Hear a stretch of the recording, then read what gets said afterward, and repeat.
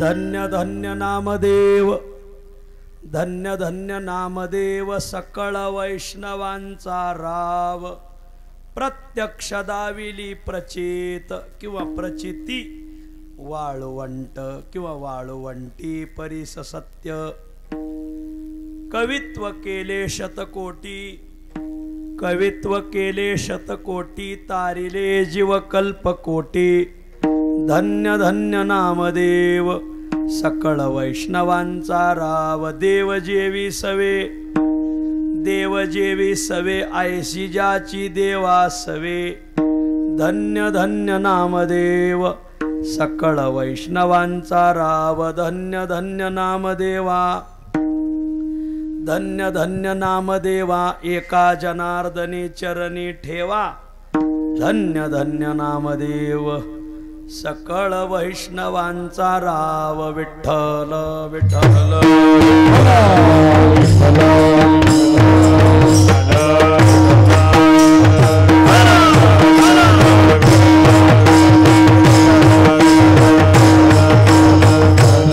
धन्य धन्य नामदेव, सकळ वैष्णवांचा राव, प्रत्यक्ष दाविली प्रचित, वाळवंट परीस सत्य, नमोतया माता पित्याचे पालन, माता पित्याचे पालन, नमोतया माता पित्याचे पालन, माता नमो त्या वचन सत्य होय, नमो त्या वचन सत्य होय, नमो त्या वचन सत्य होय, नमो त्या माता पित्याचे पालन, माता पित्याचे पालन, नमो त्या माता पित्याचे पालन, माता पित्याचे पालन,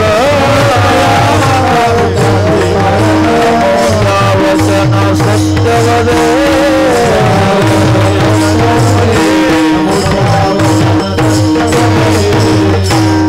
धन्य धन्य नामदेव, सकळ वैष्णवांचा राव, प्रत्यक्ष दाविली प्रचित, वाळवंट परीस सत्य, प्रस्तुस्थळी प्राप्त प्रसंगी संप्राप्त सेवेसाठी निवडलेला अभंग श्री क्षेत्र प्रतिष्ठान म्हणजेच पैठण निवासी असलेले वैदिक सिद्धांत शोधक, सकल साधक जनबोधक, संसार गतिरोधक, पंढरी पथ साधक, शांती ब्रह्म एकनाथ महाराज नाथरायांच्या अखिल विश्वाला चंद्रभागा मातेप्रमाणे किंवा गोदावरी मातेप्रमाणे पावन करणाऱ्या अभंग संहितेतील भक्त शिरोमणी नामदेव महाराज वर्णन या प्रकरणातील हा अभंग आहे। प्रस्तुत अभंगात शांती ब्रह्म एकनाथ महाराज भक्त शिरोमणी नामदेव महाराजांचा जीवनपट आपल्या पुढे उभा करतात, त्यांना चतुर्वार धन्यता देतात आणि आपण सकळ वैष्णवांचे राव कसे आहात आजच्या अभंगात सांगतात। विठ्ठल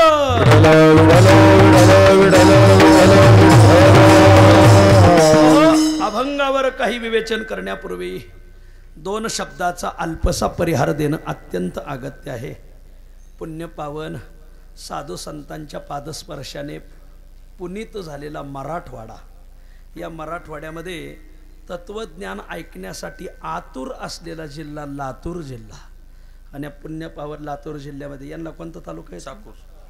चाकूर तालुका, परमार्थाची चाकुरीत चालणारा तालुका चाकूर तालुका आणि या पुण्य पावन चाकूर तालुक्यामध्ये अनेक परमार्थ करणारी गावं, त्या अनेक गावापैकी घरंदाज परमार्थ करणारं गाव घरणी गाव आणि या पुण्य पावन घरणी गावामध्ये आदर्श परिवार की ज्या परिवाराने पंढरीची वारी, ज्ञानोबरायची वारी, तुकोबरायची वारी, गाथा पारायण, ज्ञानेश्वरी पारायण, सदैव संत वाङ्मयाची उपासना आणि दानधर्म केलेला आदर्श परिवार मेकले परिवार आणि या मेकले परिवारातील आधारवड, मेकले परिवाराची मायेची सावली असलेले वैकुंठवासी निवृत्ती महाराज नारायण मेकले यांच्या प्रथम पुण्यस्मरणानिमित्त हा भव्य दिव्य अखंड हरिनाम सप्ताह ग्रंथराज्ञी ज्ञानेश्वरी पारायण सोहळा आणि आयोजक समस्त मेकले परिवार,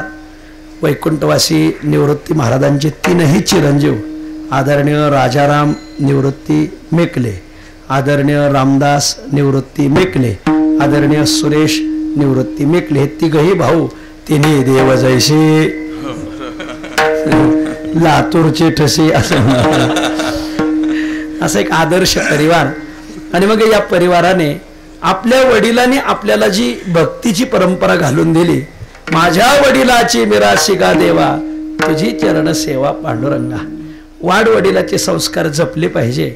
आणि मग त्या संस्काराला डोळ्यापुढे ठेवून ज्या वडिलांनी आपल्याला नामस्मरणाचा मार्ग दाखवला, पंढरीच्या वारीचा, गाथा ज्ञानेश्वरीचा, गाथा भजनाचा मार्ग दाखवला, त्यांचं पुण्यस्मरण आज तीनही चिरंजीवाने आरंभिलेलं आहे. 7 दिवसाचा उत्सव जणू काही तालुक्याचा उत्सव आहे असं त्याला रूप आलेलं आहे. आपल्या लातूर जिल्ह्यातून सगळे कीर्तनकार, प्रवचनकार, गुणीजन, गायक, वादक, गावगावचे सप्ताहाचे संयोजक मोठ्या प्रमाणाने आज अगत्याने उपस्थित आहेत.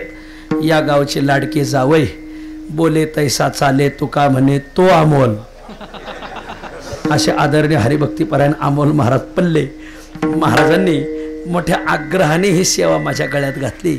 या निमित्ताने आपल्या सर्वांच्या दर्शनाचा योग आलेला आहे. ज्यांचं पुण्यस्मरणे त्यांनी नामस्मरणात काळ घालवला, मग थोरले चिरंजीव खूप चांगला परमार्थ करतात त्यांचे.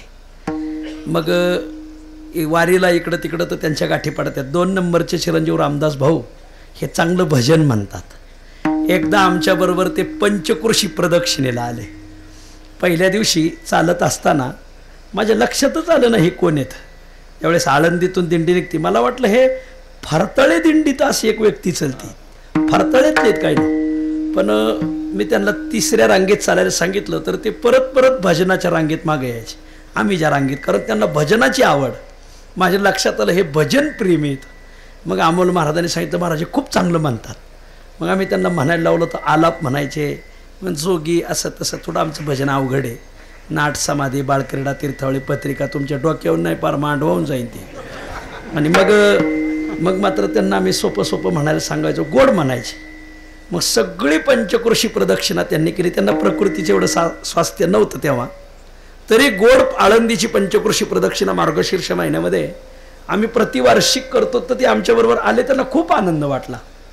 आणि मग तेव्हापासून त्याने आग्रह धरला होता की तुम्ही आमच्या गावी यायचं. त्यांनी परमश्रद्धेय रामकृष्णजी महाराजांना इथं काही भूमी दान केलेली आहे. 1 एकर भूमी दान, हायवे टच 1 एकर भूमी. कोण देतं हायवेला महाराज?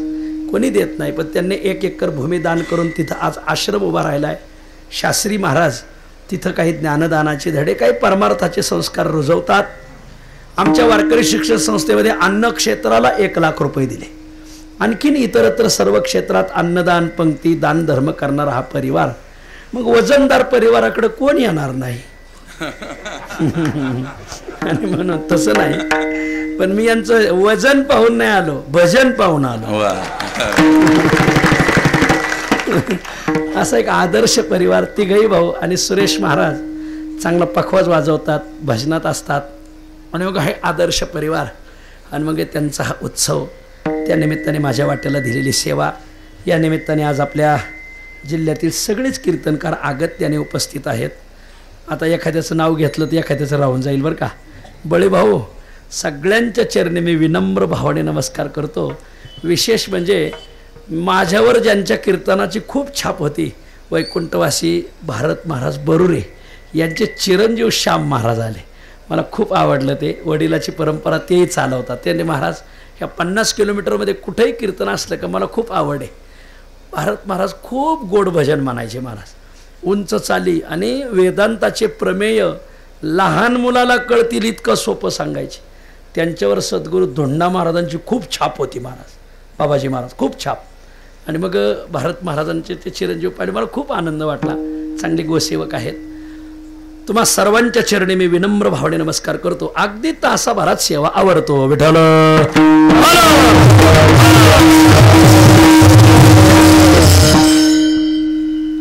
चालू वर्ष खूप वारकरी संप्रदायाच्या दृष्टीने चांगलं वर्ष आहे.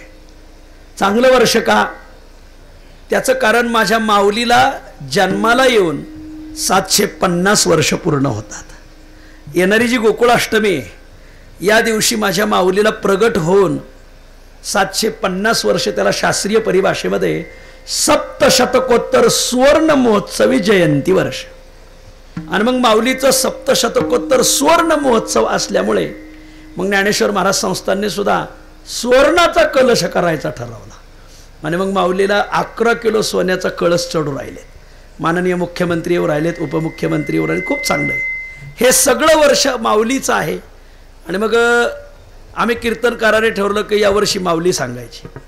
दुसरी गोष्ट, हे चालू असलेलं वर्ष भक्त शिरोमणी नामदेव महाराज यांचं 675 आहे. याला षष्ठ शतकोत्तर अमृत महोत्सवी संजीवन समाधी 16 वर्ष. नामदेव महाराजाला संजीवन समाधी घेऊन या 25 आणि 26 सालापर्यंत 675 वर्ष पूर्ण होतात. आणि म्हणून मग सर्व कीर्तनकार आता गावोगावी नामदेव महाराज सांगायला लागले. मी जो अभंग घेतलाय ना त्यासाठीच घेतलेला आहे हा अभंग. नाही तर तसे दुसरे लय बसलेले आहेत, पण ते आता हे सांगायचं ना, ह्या वर्षी हे सांगायचं नाही, मग कोरोनात हे सांगायचं का? सांगायचं कधी? आणि आमच्या तुकोबरायचं सरत सरत त्रिशतकोत्तर अमृत महोत्सव, तुकोबरायचं 375. असे 3 उत्सव या महाराष्ट्रात पहिल्यांदा आलेत. माऊली हा योग परत 25 वर्षांनीच येणार. आणि म्हणून मग आम्ही सगळे कीर्तनकारांनी ठरवलं की ज्ञानोबराय नामदेव महाराज तुकोबराय सांगायचे. गेली 1.5 वर्ष आम्ही तुकोबराय खूप सांगितले महाराजांनी. खूप मोठे मोठे उत्सव केले तुकोबरायचे. महाराजांची सेवा थोडीफार पुण्याईमुळे घडली. बघ यावर्षी नामदेव महाराजांनी ज्ञानोबराय सांगायचे म्हणून गावोगावी आपण ज्ञानोबराय नामदेव महाराजांच्या वर्णनाचे अभंग घ्यावे आणि हे सांगावं. गावोगावी ज्ञानोबराय तुकोबराय खूप सांगितले जातात, पण नामदेव महाराज सांगितले जात नाहीत. नामदेव महाराजाचं चरित्र साकल्याने लोकांना श्रुत नाही. मग चला थोडासा आपण प्रकाश टाकावा या अंगाने हा अभंग घेतलाय. धन्य धन्य नामदेव सकळ वैष्णवांचा राव, प्रत्यक्ष दाविली प्रचित वाळवंट परिस सत्य विठ्ठल.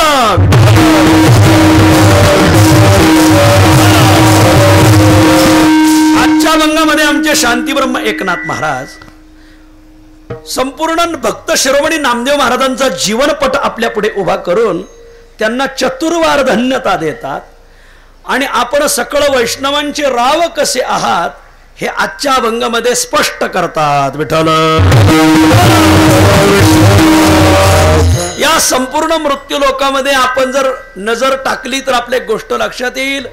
हा संपूर्ण मृत्यूलोक राव राण्यांनी भरलेला लोक आहे. राव राणे म्हणजे विलासराव नारायण राणे नव्हे. राव रंकानी राव राजांनी भरलेला लोक आहे. या मृत्यूलोकात तुम्हाला पुढे वाटचाल करत असताना भविष्यात अनेक राव राण्यांच्या गाठी पडणार आहेत बरं का. वा, वर्तमान काळात तुम्हाला अनेक राव राणे भेटतात. आणि भूतकाळात तर इतके होऊन गेलेत की सगळा इतिहास त्यांचाच लिहिलेला आहे. उदंडाची झाले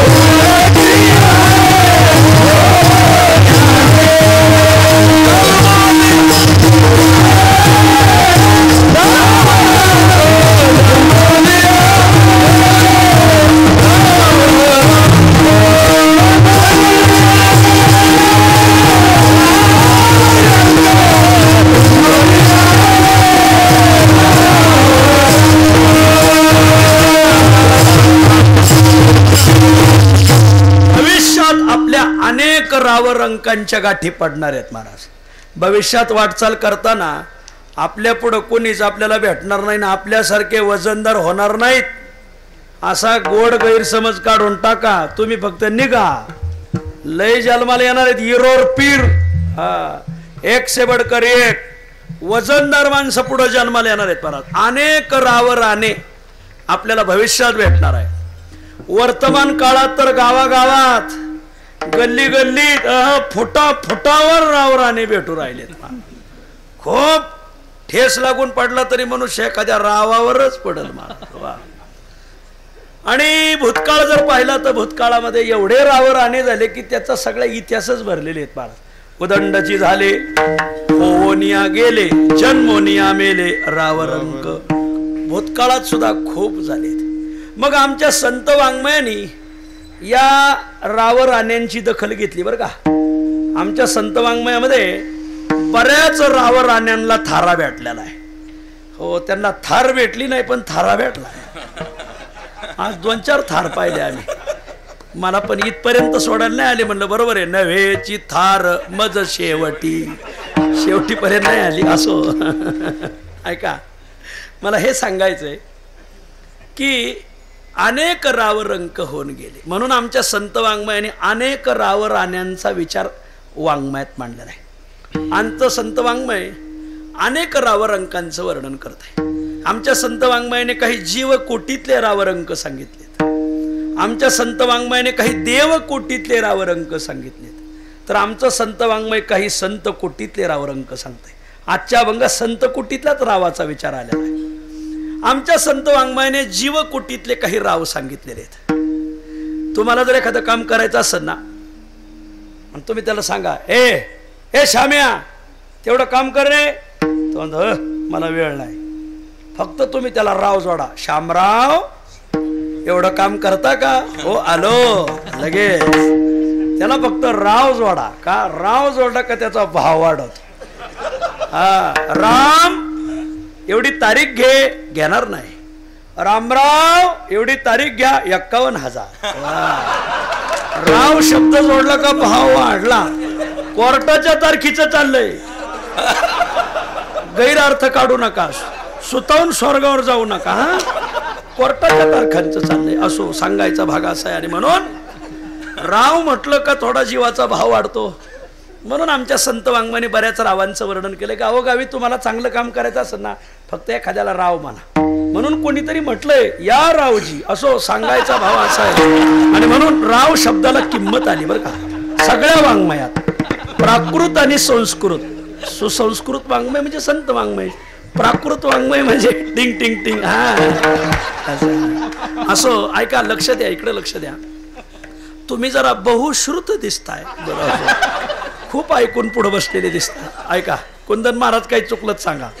ऐका म्हणून आमच्या संतांनी जीवकोटीतले काही राव सांगितलेत. जीवकोटीमध्ये अनेक सांगितलेत. आता त्यातले 3च सांगतो तुम्हाला. तिघांना संताने 3 राव सांगितलेत ज्ञानोबराने ज्ञानेश्वरीमध्ये. एक आहे अज्ञानी राव. बर. दुसरा आहे भ्रमित राव. बर. आणि तिसरा आहे भोगी राव. ह्या तिघांनाही ज्ञानोबराने राव म्हटलेलं आहे. काही अज्ञानी राव आहेत. ज्ञानोबराय वर्णन करतात. तो अज्ञान देशीचा राव माऊली वर्णन करते. अज्ञानी राव म्हणजे डोकंच चलत नाही. काही माणसंच अज्ञानी असतात असं काही नाही. काही बाया खूप अज्ञानी आहेत महाराज. फार छान नसतात. एक बाई दवाखान्यात गेली लातूरला. पोट दुखत होतं. डॉक्टरने तपासलं. बाई साहेब काही शिळपाकं खाल्लं होतं का. म्हणले नाही पण 5-6 दिवसापासून दुखतंय. मग याची सोनोग्राफी करावं लागेल. आता ती अज्ञान देशीची राव होती. ती म्हणली किती रुपये लागतील. म्हणले 2,500-3,000 रुपये. आता ती म्हणली एवढे कुठून आणायचे. मग असं करा सोनोग्राफी नाही चांदीग्राफी करा. लोखंडग्राफीत भागायचं नाही म्हणले का. तांबेग्राफी करा. अरे ते सांगतंय काय तू ऐकती काय. त्या बाबतीत तिला अज्ञान आहे. तो अज्ञान देशीचा राव. डॉक्टरने तिचे ते प्रकार ऐकून आपली डिग्री विकून टाकली आणि तिच्या बरोबर कापूस वेचायला निघून गेले. ऐका अज्ञान देशीचा राव. मालक म्हणला मी संध्याकाळी ना जेवणार नाही. पावसाळ्याचे दिवस आहेत. पावसाळ्यात जठराग्नी मंद होतो आणि पावसाळ्यात थोडा हात आखडायचा जेवताना, कधीही ध्यानात धरायचा. आता हे सांगणं तसं सप्त्यात सांगणं तर चुकीचंच आहे असं आणि म्हणून कारण इथं त्रिकाल अन्नदान असते, मग त्यामुळं त्रिकाल संध्या करायची पाळी नाही आली म्हणजे बरोबर. ऐका, पावसाळ्यात जठराग्नी मंद आणि खाण्याचा छंद.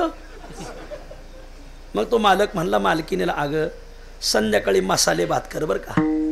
पण घरात मसाले संपले होते, हिला आणायला दिवसभर जमलं नाही, पण मालकाला मसाले भात खाऊ घालायचा आणि तिने बनवला. मालक जेवायला बसला. जेवायला बसल्यावर तो म्हणला, का ग याची चव जरा टूथपेस्ट सारखी लागते ग, दंत धावनासारखी लागते, काय कारण? ती म्हणली, अहो मसाले भात करायला सांगितलं पण मसालेच नाहीत घरात, मग मी पतंजली क्रीम टाकली त्याच्यात खूप मसाले असतात म्हणले. तो म्हणला, यंदा मी आता कुंभमेळ्याला जाऊन नागाखड्याची दीक्षा घेतो म्हणले. एवढी आज्ञानी म्हणले. अगं ते फक्त दात घासण्यासाठी मसाले आहेत का स्वयंपाकात वापरायसाठी? याला म्हणायचं तो अज्ञानदेशीचा राव. जीवाला राव म्हटलंय पण अज्ञानदेशीचा. जीवाला राव म्हटलंय भोगभूमीचा, मी भोगभूमीचा राव अशी उभी. माऊली म्हणते काही माणसं खूप भोगी राजे आहेत. भोगी माणसाला भोग उपलब्ध असावेत पण मापक असावेत, ओहर नसावे. पण हल्लीच्या माणसांना खूप ज्ञानोबराय म्हणतात, जो अखंड भोगा जचे जया व्यसन काम्य क्रियेचे, मुख देखोनी विरक्ताचे सचैल करी. भोगी माणसाला विरक्त माणसं पाहिले का त्याच्या तळपायाच्या मस्तकाला जात्या. भोगी माणसं येतं. मग तो महाराज जरी असेल, त्या भोगी महाराजाला विरक्त महाराज चालत नाही. महाराज तो त्याला बाजूला काढायला पाहतो महाराज.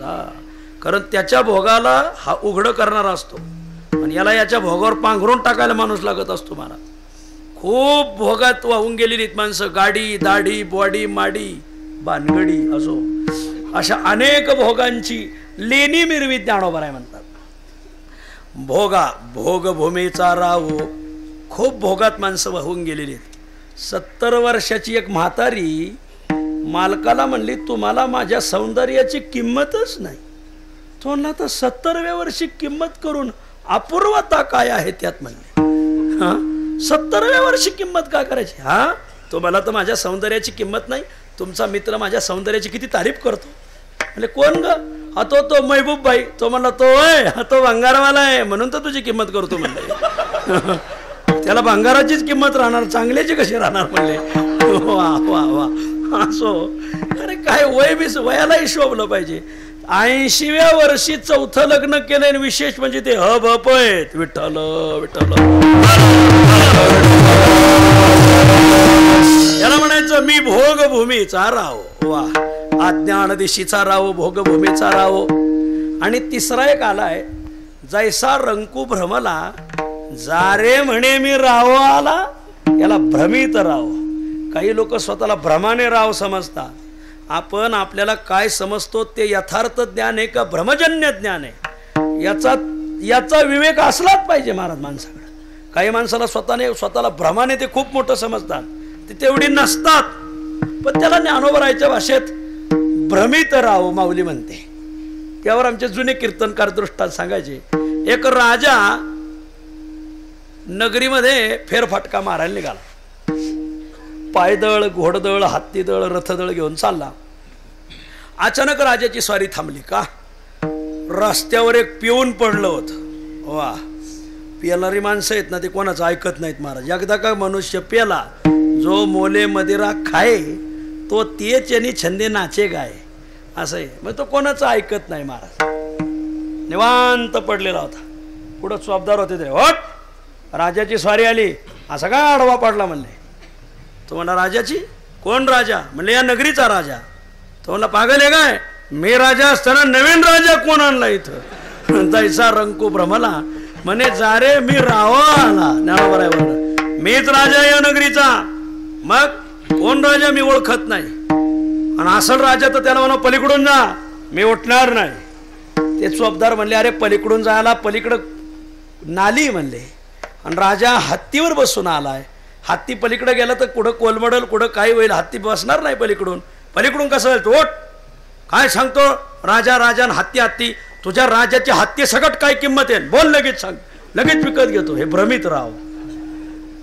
ते राजाला कळालं काय इकडे या चौबदार काय चाललंय प्रकरण. अहो म्हणले ते कोणीतरी पिऊन पडलंय आणि तो म्हणतो ह्या नगरीचा मीच राजा आहे.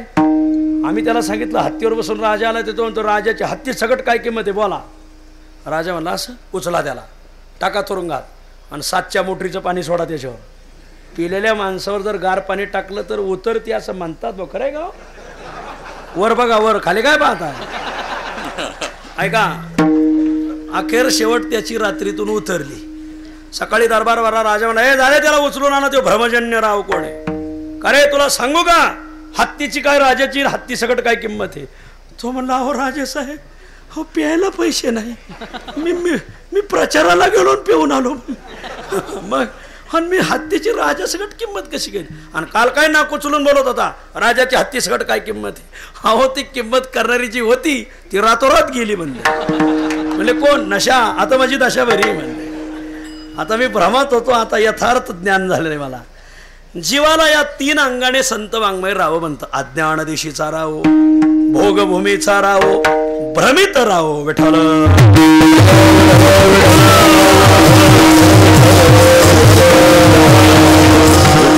आमचं संत वाङ्मयात जसं जीवाला राव म्हटलंय तसं भगवंतालाही राव म्हटलंय. भगवंताला अनेक वेळा राव म्हटलंय. 1-2 सांगतो. 1 तो चतुर राव आहे. 2 तो देव राव आहे. 3 तो परचित्त लक्षणांचा राव आहे. विठ्ठल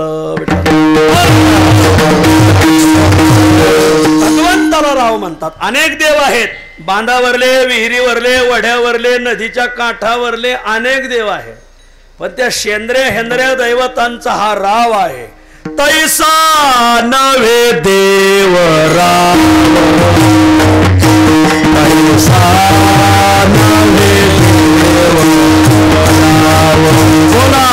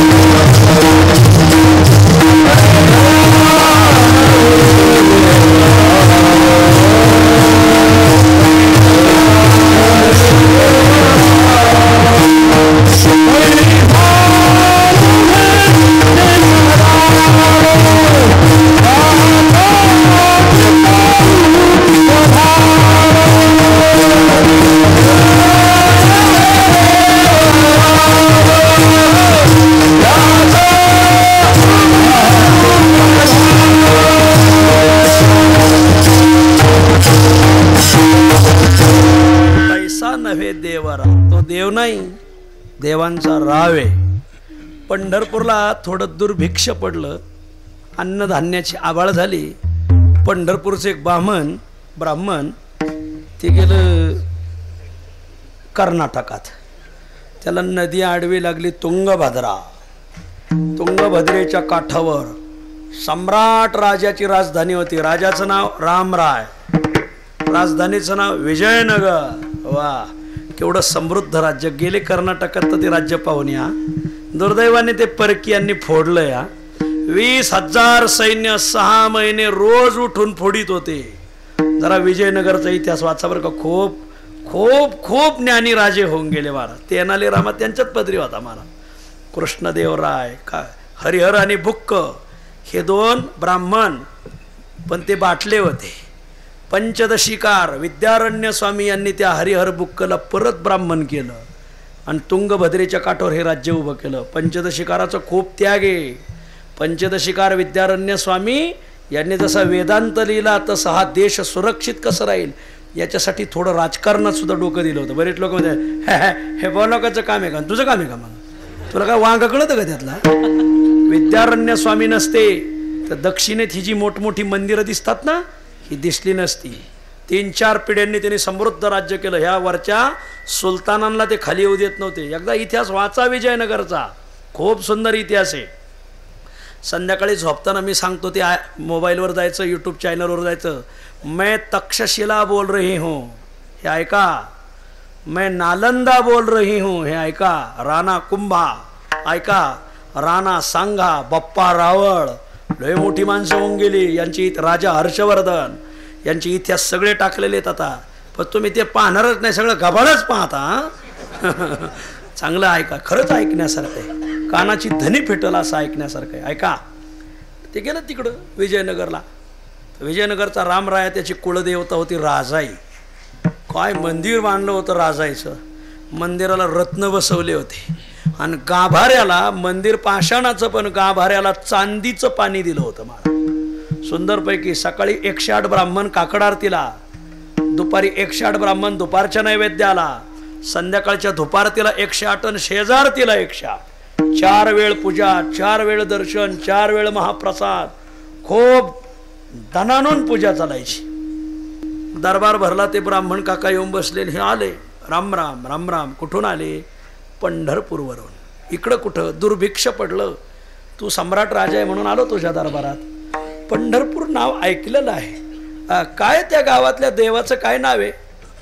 ते काय नाव सांगितलं?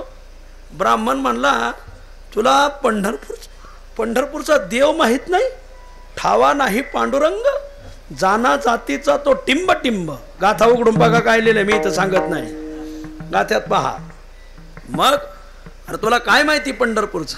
आय दुर्बळ ब्राह्मण पूजा करत असतील, शिळ्या भाकरीचा नैवेद्य असेल, आडामतडाम वारकरी साधी भोळी माणसं आपली काहीतरी पूजा अर्चा करत असतील आणि सामान्य उपचार असतील. तू आमच्या राजाईचा थाट पाहिला का? काय पाषाणाचं मंदिर बांधलंय, त्याला रत्न बसवलेत. वा, आणि आतल्या गाभाऱ्याला चांदीचं पाणी दिलंय. खूप खर्च केला मी चांदीचा. मग त्रिकाल पूजा, शेजारती, 108 ब्राह्मण 4 वेळा पूजा करतात. खूप सुंदर आहे, खूप महानैवेद्य. आणि तुमचं ते पंढरपूरचा ते पांडुरंग ना, हा दुर्बळ ब्राह्मण पूजा करतात. ते शिळ्या पाक्या भाकरीचं नैवेद्य. दुर्लक्षित देवता आहे. ब्राह्मण भिकारी होतं पण लय निष्ठावान होतं. तो मला, राजा तुला काय माहिती? तू पाहिले का पंढरपूर? तीर्थे केली कोटीवरी, नाही देखील पंढरी. आणि कशाला बोलतो तू? तुला काय माहिती पंढरपूरचं? अरे तिथं चिंतामणीच्या सडका आहेत, कामधेनूची खिल्लार आहेत, कल्पतरूच्या बागा आहेत, 33 कोटी देवदेवता वाळवंटापासून बारी लावून दर्शनाला उभे आहेत. वाळवंटापासून महाद्वारापर्यंत सरोवरांची मांदी उभे जोडून हात. यात पृथ्वी तलावरील 3.5 कोटी तीर्थ रोज पंढरपूरला येतात. मलिन होऊन येतात आणि पंढरपूरला येऊन स्नान करतात. पुंडलिकरायाचं दर्शन करून शुद्ध होऊन जातात. ऐशे शंकर सांगे ऋषी जवळी सकळ तीर्थे माध्यान्ह काळी येती पुंडलिका जवळी. वंदिती आंघोळी करीत्या आंघोळी वंदिती चरण. अख्खं गाव सोन्याचं आहे. आणि तो काय सांगतो? चांदीचं पाणी दिलं, चांदीचं पाणी दिलं. तिथं आमचे 2-4 वैष्णव बसले तर सगळा माल चांदीचा करून टाकीत म्हणले. आणि तो काय सांगतो? चांदीचं पाणी दिलं, चांदीचं पाणी दिलं. हा, तुला काय माहिती? ही राजाई अरे हे तुझी राज आहे तिथं झाडलोट करायला नाही माहिती का तुला? एवढं ब्राह्मण बोललो, त्याला असा राग आला, माझ्या कुळीची कुळदेवता याने निंदिली मज देखता, माझ्या देखता माझ्या कुळदेवतेला नाव ठेवतो. मी पंढरपूर पाहणार, आणि जर पंढरपूरचं तसं वर्णन असेल तर मी पांडुरंगाचा दास होणार. पण जर नसन, ब्राह्मण काका नाही तुला 16वर दिलं तर पहिले तो निदान 2.5 वर्ष तरी विरोधी पक्षात बसायला लावेल. हा मग काय समजलं तुम्हाला? ब्राह्मण म्हणलं तू किती बसव, मी तुला ते दाखवायला मी पुन्हा येईन. हा तू ते काळजीच करू नको म्हणले. राजा म्हणा चला रे. आता काय राजा चाले ते वैभव सांगा. ते आपल्या मराठवाड्यात म्हणे राजा बोलन दल हाल. आणि मग निघाले. ब्राह्मणाला वाटलं हे कशाच येत आहे, म्हणजे खरंच निघाल्यावर मग मात्र ब्राह्मणाचा जीव बारीक झाला. अरे पांडुरंगा, अरे मी जे वर्णन केलंय ते शास्त्रातलं पाहून केलंय. आताच पंढरपूर जर पाहिलं तिथल्या सडका, अरे तिथं वारी आले का नगर परिषद देते खडी टाकून, वारकरी प्रदक्षिणेला चालले का भक्ती तो कठीण शुळावरील पोळी अशी खडी टोचती. आणि तिथं कामधेनूची खिल्लार सांगितली. तिथं काय खिल्लार, तिथं पंढरपुरी म्हशी माग शिंगाच्या आणि झाड सगळे येड्या बाबळी उगावल्या. तिथून कल्पतरू आलं कसलं. आणि सोन्याचं नगर सांगितलं, अरे तिथं सोनपंत नावाचा माणूस सापडायचा नाही. सोन्या नावाचा माणूस सुद्धा सापडत नाही. सोन्याचं कसं? आणि सांगितलं ते चंद्रभागेचं एवढं वर्णन केलं. तिथं तर सगळे लोक कचरा आणून टाकीत येतं, चिंतकं टाकीत येतं, आणि चंद्रभागेच्या काठावरच बसत येतं. त्यांना काय भान नाही काय नाही. कोणी जवळ पुरुष महिला त्याचं नर नारी नाही, मनुष्याचे नाव हो काय भेदच नाही त्यांचा. मोकळ्या अंगाने अगदी झेलम एक्सप्रेस कार्यक्रम चालतोय म्हणजे. आणि हे असलं पंढरपूर राजाने पाहिल्यावर मला 16वर नाही माझी बकरीदच करते राजा. पांडुरंगा, या दुर्बळ ब्राह्मणाची राग बाबा. अरे तू भक्त काज कैवारी आहे, भक्ताच्या कार्याला धावून येणार आहे, भक्ताच्या शब्दाला ऊन पडू देत नाही. मी पुराणातला महिमा पाहून सांगितलंय बाबा. एवढे भक्ताची लाज राख. महाराज ते लय भोळ दैवत हो. विठ्ठल हे दैवत भोळे, झाड काळे न राहावे. ते लगेच पावलं. जसा राजा जवळ आला, राजाचे डोळे दिपले, सगळ्या सैन्याचे डोळे दिपले. राजा म्हणला, अरे कोटी चंद्र प्रकाश दिसतो इथं, काय प्रकरण? ब्राह्मण म्हणला, राजा हे पंढरपूर आलंय. हा असं म्हण. मग हत्तीवर उभं राहून पाहिलं, सगळं नगर सुवर्णमय. काय पताका लख लख लख लख पताका लख लख, त्यात सगळं सुवर्ण मंडित. खाली उतरला, चिंतामणीच्या सडका. राजा म्हणला तहान लागली, लगेच ग्लास आपाप पुढं आला. ब्राह्मण का काय आलं कसा? तू चाललाय ती चिंतामणीची सडक आहे. चिंतामणी दे चिंतिल्या अर्था. तू पाणी मागितलं का पाणी येणार. वा. मग पुढून गाया येत होत्या.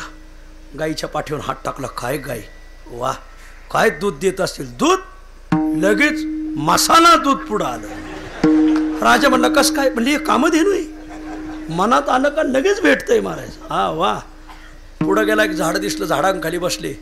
राजा म्हणला इथं जर जेवणाची सोय झाली तर पंचपक्वान्नाची ताटं पुढं आली. कसं काय? हे कल्पतरूची झाड आहे. अरे एवढं मोठं नगर, एवढं वजनदार पंढरपूर. गेला चंद्रभागे स्नानाला, तर 3.5 कोटी तीर्थ स्नानाला आली होती. पाहिलं तर आपली तुंगभद्रा, गंगा, कृष्णा, यमुना, नर्मदा, सरस्वती, भागीरथी. मानलं पाहिजे राव. बरं. मग दर्शनाला बारी पाहिली तर सगळे सुरवर. तुम्ही कोण? म्हणजे मी देवांचा राजा इंद्र, देवेंद्र. हा तुम्हीच कधी? हो बरोबर. हे पुढं कोण? म्हणले हे पुढच्या देवता आहेत सगळ्या. हे पवन देवता आहे, पवनराजे निंबाळकर. हे पुढं कोण? म्हणजे वरुण गांधी. बरं असो, आता कुठं नावं सांगू सगळ्याची? आपल्या नावाला आपल्या तोंडाला कशाला विठाळ? सगळं मंत्रिमंडळ. हा कमाल झाली. राजा बारी लागला. गेले नामदेव पायरीपाशी.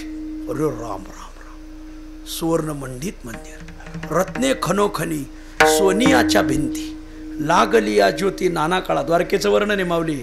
पण मी पंढरपूरला बसवले. आता तुम्हाला लक्षात येईन, यांना काय वांग नाही कळाय, त्यातलं काय सांगून फायदा आहे नाही. काय वर्णन. गेला गरुड पारावर मिठी मारली. पांडुरंगाला पाहिलं. वा पांडुरंग कांती दिव्य तेज. पांडुरंगाचं ते रूप पाहिलं. पांडुरंगाचं दर्शन घेतलं. वा वा वा वा. आणि मग आता याच्यात 2-2.5 तास गेले होते. ब्राह्मण काकाला विचारलं इथं सोय कुठे.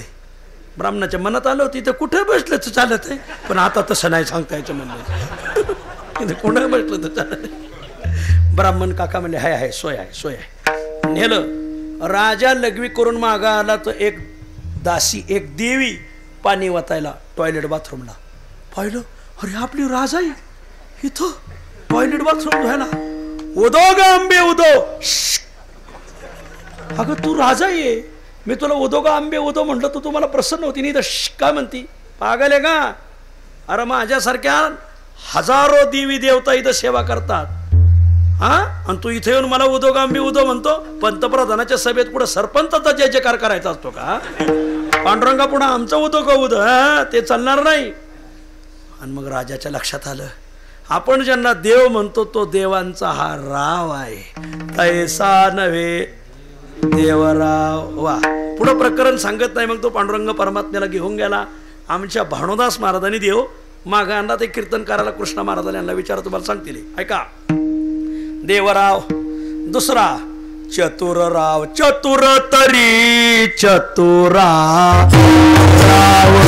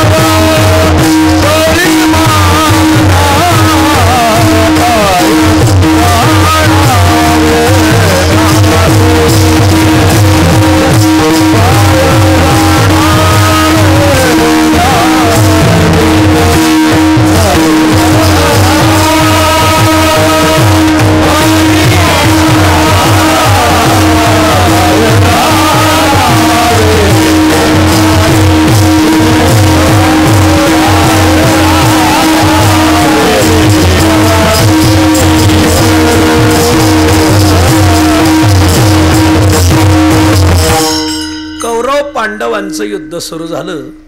पांडवांनी कौरवाला मारायचा सपाटाच लावला. निम्याच्या पुढं कौरव संपले, भरपूर संपले. दुर्योधनाच्या लक्षात आलं आपली पुण्यतिथी जवळ आली वाटते. आणि मग दुर्योधन गांधारीला जाऊन भेटला. आईला आई अगं मी वज्रदेही कसा होईल याचा उपाय सांग. गांधारी म्हणले मी सांगणार नाही, पण या महाभारतात तुला उपाय सांगाल असा एक माणूस म्हणजे कोण. युधिष्ठिर धर्मराज. अरे म्हणले पण ते आपल्या तुतारीचा नाही, तो मशालीचा आहे. म्हणले सत्याला गट नसतो, सत्य कोण्या गटाचं नसतं, सत्य हे सत्यच असतं. मग जा तुला सांगल तो. गेल्यावर युधिष्ठिराला विचारलं, युधिष्ठिरा मी अमर होईल याचा उपाय सांग. युधिष्ठिर म्हणजे ज्याला विचारणार नाही तोच मरणार आहे, तुला कुठून सांगणार म्हणजे. मग वज्रदेही होईल याचा उपाय सांग. म्हणजे एक उपाय सांगतो. म्हणजे काय, तुझ्या आईने डोळे बांधलेले आहेत. का बांधले? धृतराष्ट्राने जग पाहिलं नाही म्हणून मी पाहणार नाही, ही त्या गांधारीचा पण होता. वा, जो पदार्थ मालकाने पाहिला नाही तो मी पाहणार नाही. जी भाजी मालकाला आवडत नाही ती मालकीने खायची नाही करायची नाही. जुन्या काळात, जुन्या, आता नाही. आता त्या जी करते ती ज्यांना खावं लागते. मला लय कठीण आहे, भयान आहे, कोणी काही बोलू शकत नाही. खरं तर तुम्ही एवढ्या दिवस जितच कसे हा मोठा प्रश्न पडला. लय अवघड आहे महाराज. बायकोने जे दिलंय तेच खावं लागत आहे, तेच बरं म्हणावं लागत आहे. कठीण आहे. आणि मग एका जणाची सासूबाई आली होती घरी. आमचे जुने कीर्तनकार दृष्टांत सांगायचे. सासूबाई आली. आता हा बायकोने जे दिलंय तेच याला खावं लागायचं. हा अष्टसात्विक भावाने समर्पण झाला होता बायकोला ना. आणि मग जेवायला बसला. मामी कधी आल्या? म्हणजे सकाळीच आल्या. स्वयंपाक मामीने केला वाटतं सासूबाईने. खरंच मामीने केला होता. ती म्हणजे तुम्ही कसं काय ओळखलं? म्हणजे काय रोज काचे भाजीत काळे केस निघत आहेत, आज पांढरे निघाले म्हणून ओळखलं. त्यात काय नाविन्य नाही. म्हणजे लगेच लक्षात आलं मला. बायकोने जे दिलं ते मालकाला खावाच लागत, हा नियम आहे. पण गांधारी होती ती. माझ्या मालकाने जग पाहिलं नाही, मी जग पाहणार नाही. काय माऊली असं. डोळ्याला पट्टी बांधली. दुर्योधना, जर तुझ्या आईने ती पट्टी सोडून जर तुला पाहिलं तर तिच्या डोळ्यातून पातिव्रत्याचं तेज बाहेर पडेल आणि त्या तेजाने तू वज्रदेही होशील. दुर्योधन लगेच निघाला. अरे थांब, पण अंगावर कापड घालू नको आणि मग तुला पाहिलं पाहिजे. तो म्हणला ती काळजीच करू नका. दुर्योधन कापड काढून निघाला. भगवंताने वळकुटी गुंडाळली. पाचही पांडव जवळ आले. अर्जुन म्हणला, देवा कुठं चालले? देव म्हणले, काय नाही, मी गुवाहाटीला चाललो. का? अरे म्हणले, मी एवढं जुळून आणलं आणि तुझ्या भावाने उधळून दिलं म्हणले. अरे दुर्योधनाला वज्रदेही होण्याचा उपाय सांगितल्यावर दुर्योधन वज्रदेही होईल. पांडवांनो, तुमचा शेवट ठरलाय आता. कशाला सांगितलं तुमच्या भावाने? मग दुर्योधन म्हणला, देवा आणि तू चतुराचा राव आहे, काही डोकं लाव, काही EVM प्रकार आण बरं असो. आणि मग भगवंता देवाने ठरवलं, हा काहीतरी डोकं लावूच आपण. मग देवाने डोकं लावलं. देवाने का माळ्याचं रूप धरलं. पाटी घेतली. पाठीमध्ये एक फुलाची चादर केली. तिकडून तो चाललाच होता गांधारीच्या मालाकडं, उघडा नागडा. देवाने डोळ्याला हात धरला. अरे अरे दुर्योधना, अरे तू काय नागा खड्याचा साधू झाला का काय? असा चालला कुठं? म्हणले मला धर्माने सांगितलंय, युधिष्ठिराने, आईकडं असंच जा, आईने तुला जर पाहिलं तर वज्र दे. अरे हो, धर्माने सांगितलं? अरे ते दुसऱ्या गटाचा माणूस आहे. ते बोलले, नाही नाही, सत्याला गट नसतं. अरे झालं खरं, सत्याला गट नसतोय, पण तुला आईने जन्मभर काही पाहिलं नाही आणि पट्टी उघडून हे रूप पाहायचं का? अरे समोर जरा चांगलं असलं पाहिजे ना. तुला काय डोक्यात भाग आहे का? म्हणले काय? अरे ती डोळ्याने उघडल्यावर जर तिला असं रूप दिसलं तुझं व्यंग, एखाद्या वेळेस तू भस्म होशील. मग निदान लाज झाकल एवढं तरी कर. पण त्याने सांगितलं कापड घालू नका. कापड घालू नको ना. मग ही फुलाची चादर घाला, काय हरकत आहे? हा चतुर राव बरोबर डोकं लावलं ह्या भगवंताने. आणि मग ती फुलाची चादर गुंडाळून निघाला, गेला. आई असं युधिष्ठिराने सांगितलं आणि मी असं आलोय. जसं युधिष्ठिराने सांगितलं तसा आला का? हो तसाच आलोय. सोडू का पट्टी? सोड. आईने सोडली पट्टी. आईचं मुलावर किती प्रेम असते भूषण महाराज, याच्या पलीकडं तुम्हाला उदाहरण सापडणार नाही. जिने मालकासाठी पट्टी बांधली पण पोरासाठी सोडली, हो काय आईचं प्रेम असते. आणि त्या आईला तुम्ही बायकोसाठी घालून पाडून बोलाता. बरं असो. आणि मग सोडली पट्टी. पट्टी सोडून डोळे उघडले. डोळ्यातून पातिव्रत्याचं तेज बाहेर पडलं. राम राम राम राम राम. पायाच्या नखापासून शेंडीच्या केसापर्यंत, शेंडीच्या केसापासून पायाच्या नखापर्यंत पाहिलं. दुर्योधना, घात झाला तुझा. असं सांगितलं होतं युधिष्ठिराने याला. म्हणजे हो असं सांगितलं होतं. अजिबात नाही. तो सत्यप्रेमी मनुष्य आहे, असं सांगणारच नाही. त्याने काय सांगितलं होतं? कापडं घालू नको. मी कमराला काय गुंडाळून आला? म्हणजे फुलाची चादर ती गुंडाळायला सांगितली होती त्याने. म्हणजे नव्हती सांगितली. पण आता आई तुझ्या पुढं असं कसं यायचं? आई म्हणली, अरे पागल माणसा, तू मुलगा किती मोठा झाला तरी आईला तो लहानच असतो महाराज. काही झालं तर तो आईचा बाळ असतो. जसं गीता माऊली नसे जाणे ताने, हा तसं त्याला जाणतं नेमतं काही नसतंय आईला. मग आई मी वज्रदेही होईल का नाही, थांब तुला ही फुलाची चादर कोणी घातली, म्हणजे एक माळी बाबा भेटले त्यांनी. मग वज्रदेही होईल का नाही, थांब तो माळी कोण आहे मला पहिला दाखव. गेले तर भगवान कृष्ण. गांधारी म्हणले हा माळी नाही वनमाळी म्हणते. मग लिहून घे तुझं सगळं शरीर वज्रदेही झालंय पण मांडीपासून कमरेपर्यंतचा भाग कच्चा राहिला, तिथंच भीमाची गाथा बसल आणि तिथंच तुझं वर्ष श्राद्ध होईल, लिहून घे म्हणले. वा मला सांगायचं काय, यांनी डोकं लावलं तेव्हा जुळलं, नाही तर यांचाच सोपडा साफ झाला असता. वाचले देवामुळं विठ्ठल. तो देव रावे चतुर राव आहे, ज्ञानोबर आहे त्याला परचित्त लक्षणांचा राव. अर्जुन म्हणे देवो तू परचित्त लक्षणांचा राव. हे लई सांगण्यासारखे परत माझा वेळ जाईल. परचित्त लक्षणांचा म्हणजे मनकवड्यांचा राजा असं आहे त्याचा अर्थ. देवकोटीतले 3 राव पाहिले, अज्ञानी राव, भोगी राव, भ्रमित राव. देवकुटीतले 3 राव आमच्या संत वाङ्मयात आले, एक देवराव, एक चतुरराव, परचित्त लक्षणांचा राव. चला संतांकडे या. संतांनाही आमच्या वाङ्मयामध्ये राव म्हटलेलं आहे. कसं राव म्हटलंय, ते आत्मस्थितीचे राव आहेत 1, ते प्रज्ञा पृथ्वीचे राव आहेत 2, आणि ते वैष्णव राव आहेत 3. बर, ते आत्मस्थितीचे राव आहेत, ते आत्मस्थितीचा जो राव ज्ञानोबराय वर्णन करतात. ते आत्मस्थितीचे राजे आहेत माऊली. त्यांनी ठरवलं ना या माणसाला बोध प्राप्त करून द्यायचं, तर त्याला ते प्राप्त करून देतात. तो म्हणेल तेथ आहे महाबोध, तुम्ही म्हणाल त्या ते उद्धरी. हो त्यांनी सांगितलं ना याला बोध प्राप्त झाला पाहिजे. मग तो मनुष्य असो वा पशु असो, पशुमध्ये रेडा असो वा वेडा असो.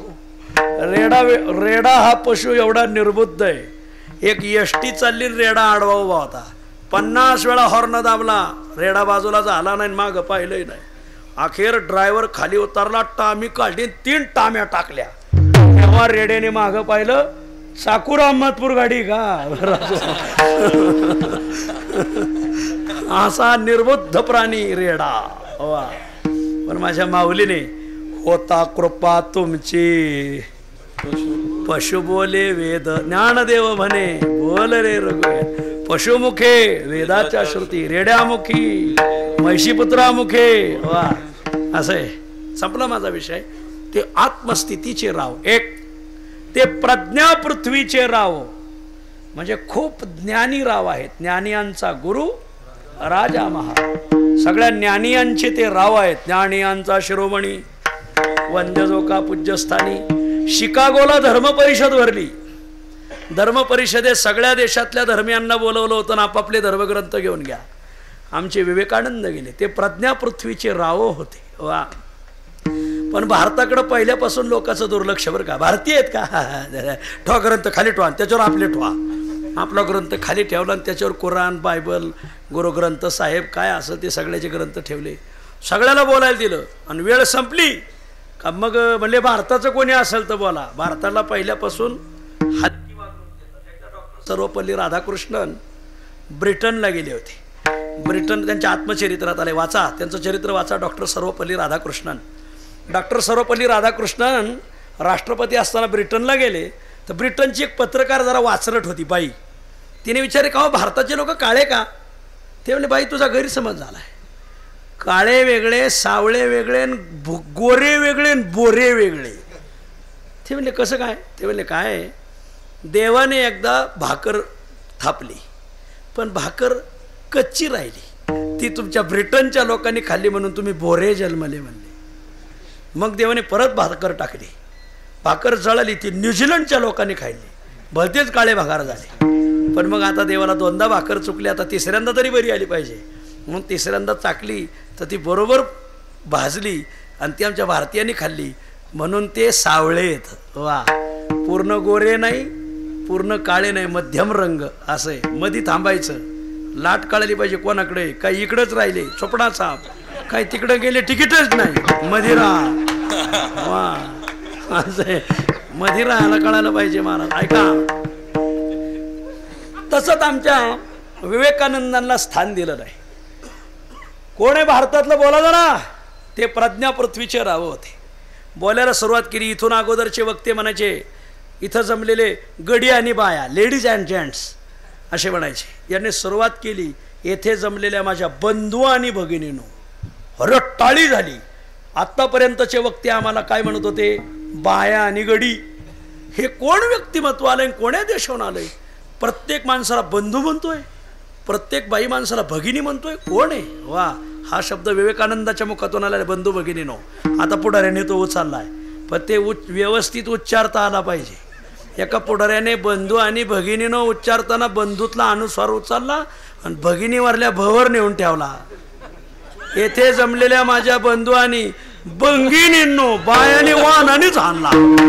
पुढारी मतदानच झालं नाही, त्याच्या बायकोचं त्याला पडलं नाही. एकच मत पडलं त्याला त्याचं स्वतःच. अरे काय बोला, पुढाऱ्यांना तर ज्ञानच नाही. महाराज काही बोला तिथं, काही भाषण ठोकीत येत महाराज. ऐका, माझ्या बंधू आणि भगिनीनो, आम्हाला बंधू म्हणणारा कोण आहे, आम्हाला भगिनी म्हणणारा कोण आहे? आणि मग ते प्रज्ञा पृथ्वीचे राव. मग आमचा ग्रंथ खाली का ठेवला? त्याचं कारण ह्या सगळ्या धर्मग्रंथाचा पाया हिंदू धर्म आहे, विसरता कामा नये. काय प्रभावी बोलणं. ते शिक्षण घेत असताना त्यांचे एक प्राध्यापक होते, ते विवेकानंदाच्या विरोधात होते. सारखे विवेकानंदाला टोचून बोलायचे. एक दिवस उठवलं, ए विवेक उठ, तू जर रस्त्याने चालला आणि 2 पिशव्या भरलेल्या असतील, तू कोणती पिशवी उचलशील? विवेकानंद प्रज्ञा पृथ्वीचे राव होते. ते म्हणले, पिशवीत काय भरलंय पहिलं सांगा. सर्वने एका पिशवीत अक्कल भरलेली, एका पिशवीत पैसे भरलेले, कोणती उचलशील? विवेकानंदाने एका वाक्यात उत्तर दिलं, मी पैशाची पिशवी उचली. पहा भारतीय बावळट, अक्कलेची पिशवी उचलायला पाहिजे होती, पैशाची उचलली. विवेकानंद म्हणले, तुम्ही काय उचललं असतं? सर म्हणले, मी अक्कलेची पिशवी उचलली असती. विवेकानंद म्हणले, राग मानू नका सर, ज्याच्याकडे जे नसतंय तो तेच उचलतो. भारतीयांकडे अक्कल खूप आहे, हा पैसे जरा कमी आहेत आमच्याकडे पैशाचं लय दुर्भिक्ष आहे. आमच्याकडे पैशाची इतकी चणचण आहे, काही लोक कीर्तनकाराच्याही पाकिट नाही, ज्याचं जळत त्यालाच कळत म्हणून. मग आमच्याकडं अक्कल खूप आहे, पैसे कमी. हा तुमच्याकडे पैसे खूप आहेत, पण जरा अक्कली वरचे ते मजला जरा रिकामा आहे तुमचा. असो, याला माहिती प्रज्ञा पृथ्वीचा राव. वा, ते आत्मस्थितीचे राव, ते प्रज्ञा पृथ्वीचे राव. आणि 3 ते भक्त राव. कशी व्हावी हे समजता ये श्री वासुदेव. ऐसा प्रतिती रसाचा ओतला भाव, बनोनी भक्ता माझी राव आणि ज्ञानिया तोची भक्तराव. नाव सांगा ना त्या भक्तरावाच. त्या भक्तरावाचं नाव सांगतात अभंगाच्या पहिल्या. धन्य धन्य नामदेव,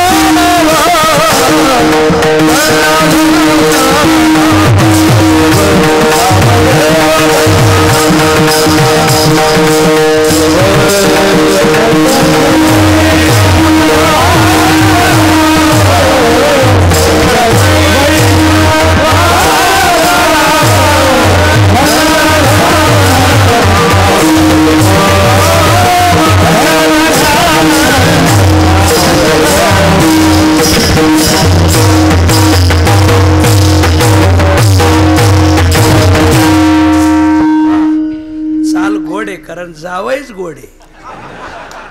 आणि हे सासूरवाडीत नाही दाखवायचं, मग कुठं दुसरीकडे. धन्य, वा धन्य धन्य. आम्हाला नाही जुळलं ते, असो. धन्य धन्य नामदेव. नामदेव महाराज तुम्ही धन्य आहात, तुम्ही धन्य आहात. दोनदा धन्यता का दिली? प्राप्तव्यता साधिली म्हणून धन्य, कर्तव्यता साधिली म्हणून धन्य. मानवी जीवनाला आलेल्या माणसाला दोन बेडे आहेत, एक आहे प्राप्तव्याची आणि एक कर्तव्यतेची. प्राप्तव्यता म्हणजे काय? स्वतःसाठी काही करणं, याला म्हणायचं प्राप्तव्य. समाजासाठी काहीतरी करणं, याला म्हणायचं कर्तव्य. प्रत्येकाला दोन बेड्या आहेत. दुर्दैव आहे काहीला फक्त पहिलीच बेडी कळती, ठेवून द्या. ज्ञानच नाही ना काहींना, फक्त एवढंच वळण आहे, हे वळणच नाही महाराज, द्यायचं ज्ञानच नाही महाराज. वा, प्राप्तव्य. स्वतः करता कपडे घेणं हे प्राप्तव्य, आणि पप्याच्या आईला कपडे घेणं कर्तव्य. नाही म्हणजे घेईन ग्रामपंचायत, पागल आहे का तू? तुझी बायको आहे ती, तू का म्हणे नग्न भास तरी ते लाज स्वामीशी. आणि म्हणून प्राप्तव्य साधलं आणि कर्तव्य साधलं. प्राप्तव्य कर्तव्य कसं साधलं ते अभंगात येणार आहे पुढं. म्हणून द्विवार धन्यता दिली. धन्य धन्य नामदेव. पुढं चला. सकळ वैष्णवांचा राव. सकळ वैष्णवांचा राव कसा, याच्यासाठी आपल्याला समाधीत जावं लागेल. समाधीच्या प्रसंगात ज्ञानोबराय म्हणले, भगवंता आता आमचे विठ्ठल महाराज घुले सांगायचे, गुरुजी मोठी माणसं काम घेऊन येतात, काम आहे तोपर्यंत राहतात, आणि काम झालं उभ्या पावले निघून जातात. हे त्यांचा शब्द या. वा, माऊली म्हणले आता कार्य संपलं, ज्याच्यासाठी आलो होतो ते झालं, आता देवा मला समाधी द्या. माऊली तुम्ही आळंदीला समाधी घ्यायची. सोपानदेव म्हणले मग मी, मलाही समाधी द्या. तुम्ही सासवडला. निवृत्तीनाथ म्हणले मग मी, तुम्ही त्र्यंबकला समाधी घ्या. मुक्ताई म्हटल्या मी, तुम्ही एदलाबादला जा. चांगोबा म्हणले मी, तुम्ही पुंतांब्याला जा. मग सगळ्याने समाधी मागितली. सगळ्याला समाधी द्यायला माझा नामदेव येईल.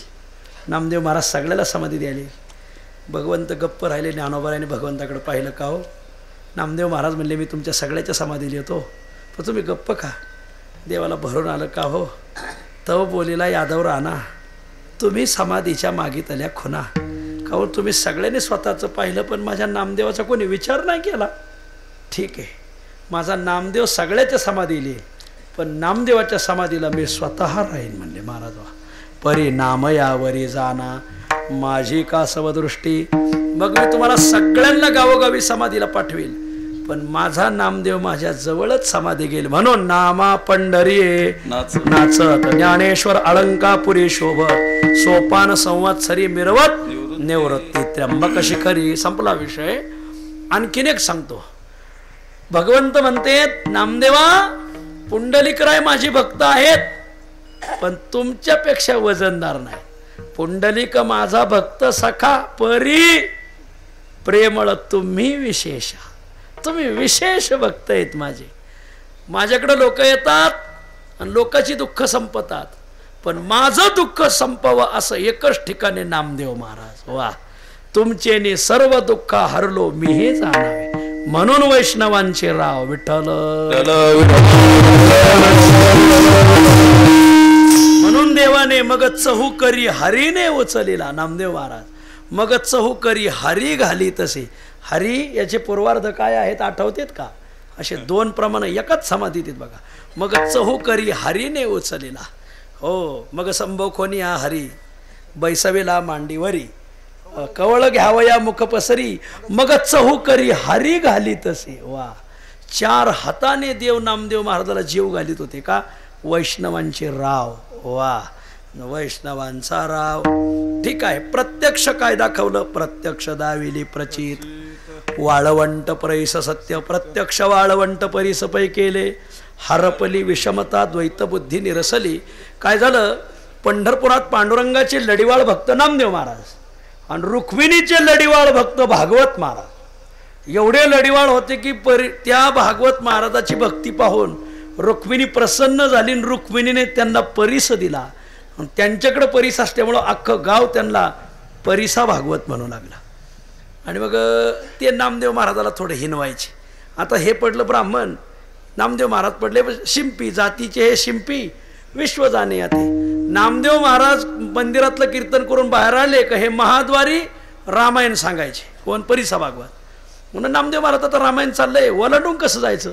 नामदेव महाराज दर्शन करून निघाले का ते हात धरायचे. बरं का मंडळी, श्रोते मंडळी, हे नामदेव शिंप्याचा आहे. मग आणि याचा बाप माझा शिष्य बरं का, याचा आजा बी माझा शिष्य. मग आता नातू चांगला कीर्तन करतोय तसा, पण माझाच शिष्य आहे असं रोज हिनवायचे. नामदेव महाराजांनी ठरवलं ह्या ब्राह्मणात सरकार पाडायचं, जीवन ती होईल. आता काय ते नामदेव महाराजच होते, ते ईरसाळच होते, ते या ब्राह्मणात नीटच करायचं. म्हणजे एक दिवस नामदेव महाराज रामायणाला पहिलंच येऊन बसले. आणि मग पहिले येऊन बसल्यावर मग रामायण सुरू झालं. नामदेव महाराज म्हणले काय चाललंय प्रकरण? म्हणजे लंका कांड. मग एक प्रश्न विचारू का? म्हणजे विचारा, मी ब्राह्मण आहे, विद्वान आहे, काही सांगन. मग सांगा कैशी आहे लंकेची रचना आणि कोण कोणत्या स्थानात राहतात हे गाथ्यात आलंय बरं का. वा भो वैकुंठ जागा क्षेत्र हे पंढरी, तेथे नांदी हरी द्वारकेचा. आणि ते त्याच्यात आलेलं हे प्रकरण आहे. सांगा कैशी आहे लंकेची रचना आणि कोण कोणत्या स्थानात राहतात. तुम्ही विद्वान आहेत, ब्राह्मण आहेत, रामायणाचार्य आहेत, 3.5-4 लाख घेतात. मग तर मग सांगा लंकेत कोण कोण्या गल्लीला राहतं? गरबडी ना ते सांगता येत नाही. बोला पुंडली कसा करवाटा संपलं रामायण. उठा, रामायणच उधळून दिलं नामदेव महाराज. दुसऱ्या दिवशी रामायण सुरू झालं का नामदेव महाराज गुळ ठेवायलाच पुढं होते. लंका काय चाललंय लंका कांडात? हो लंका कांड चाललंय ना, तुम्ही ब्राह्मण आहेत, विद्वान आहेत ना, मग सांगा लंकेत कोण्या गल्लीला कोण राहतं? अब ते नाही सांगतायत. बोला पुंडरे गवरदा. उठा निघा. 4-5 दिवस रोज रामायण उधळून द्यायचे नामदेव महाराज. म्हणजे बामनं नीट केल्याशिवाय जोडायचंच नाही. आता काय करा, राग मानू नका बरं का कोणी असेल तर. आणि मग ती काथ्यातलं सांगतोय, माथ्यातलं सांगत नाही. मी पदरचं अक्षर सांगणारा बुवा नाही मला. मग ती रुक्मिणी पुढे गेली, आई अगं ते नामदेव मला रोज हे नव्हतंय, मग मला ती लंका दाखव. आता ते लई लढी वाळत. आई म्हणली बस हातावर. रुक्मिणीने लगेच बसवला महाराज आणि गेले लंकेत.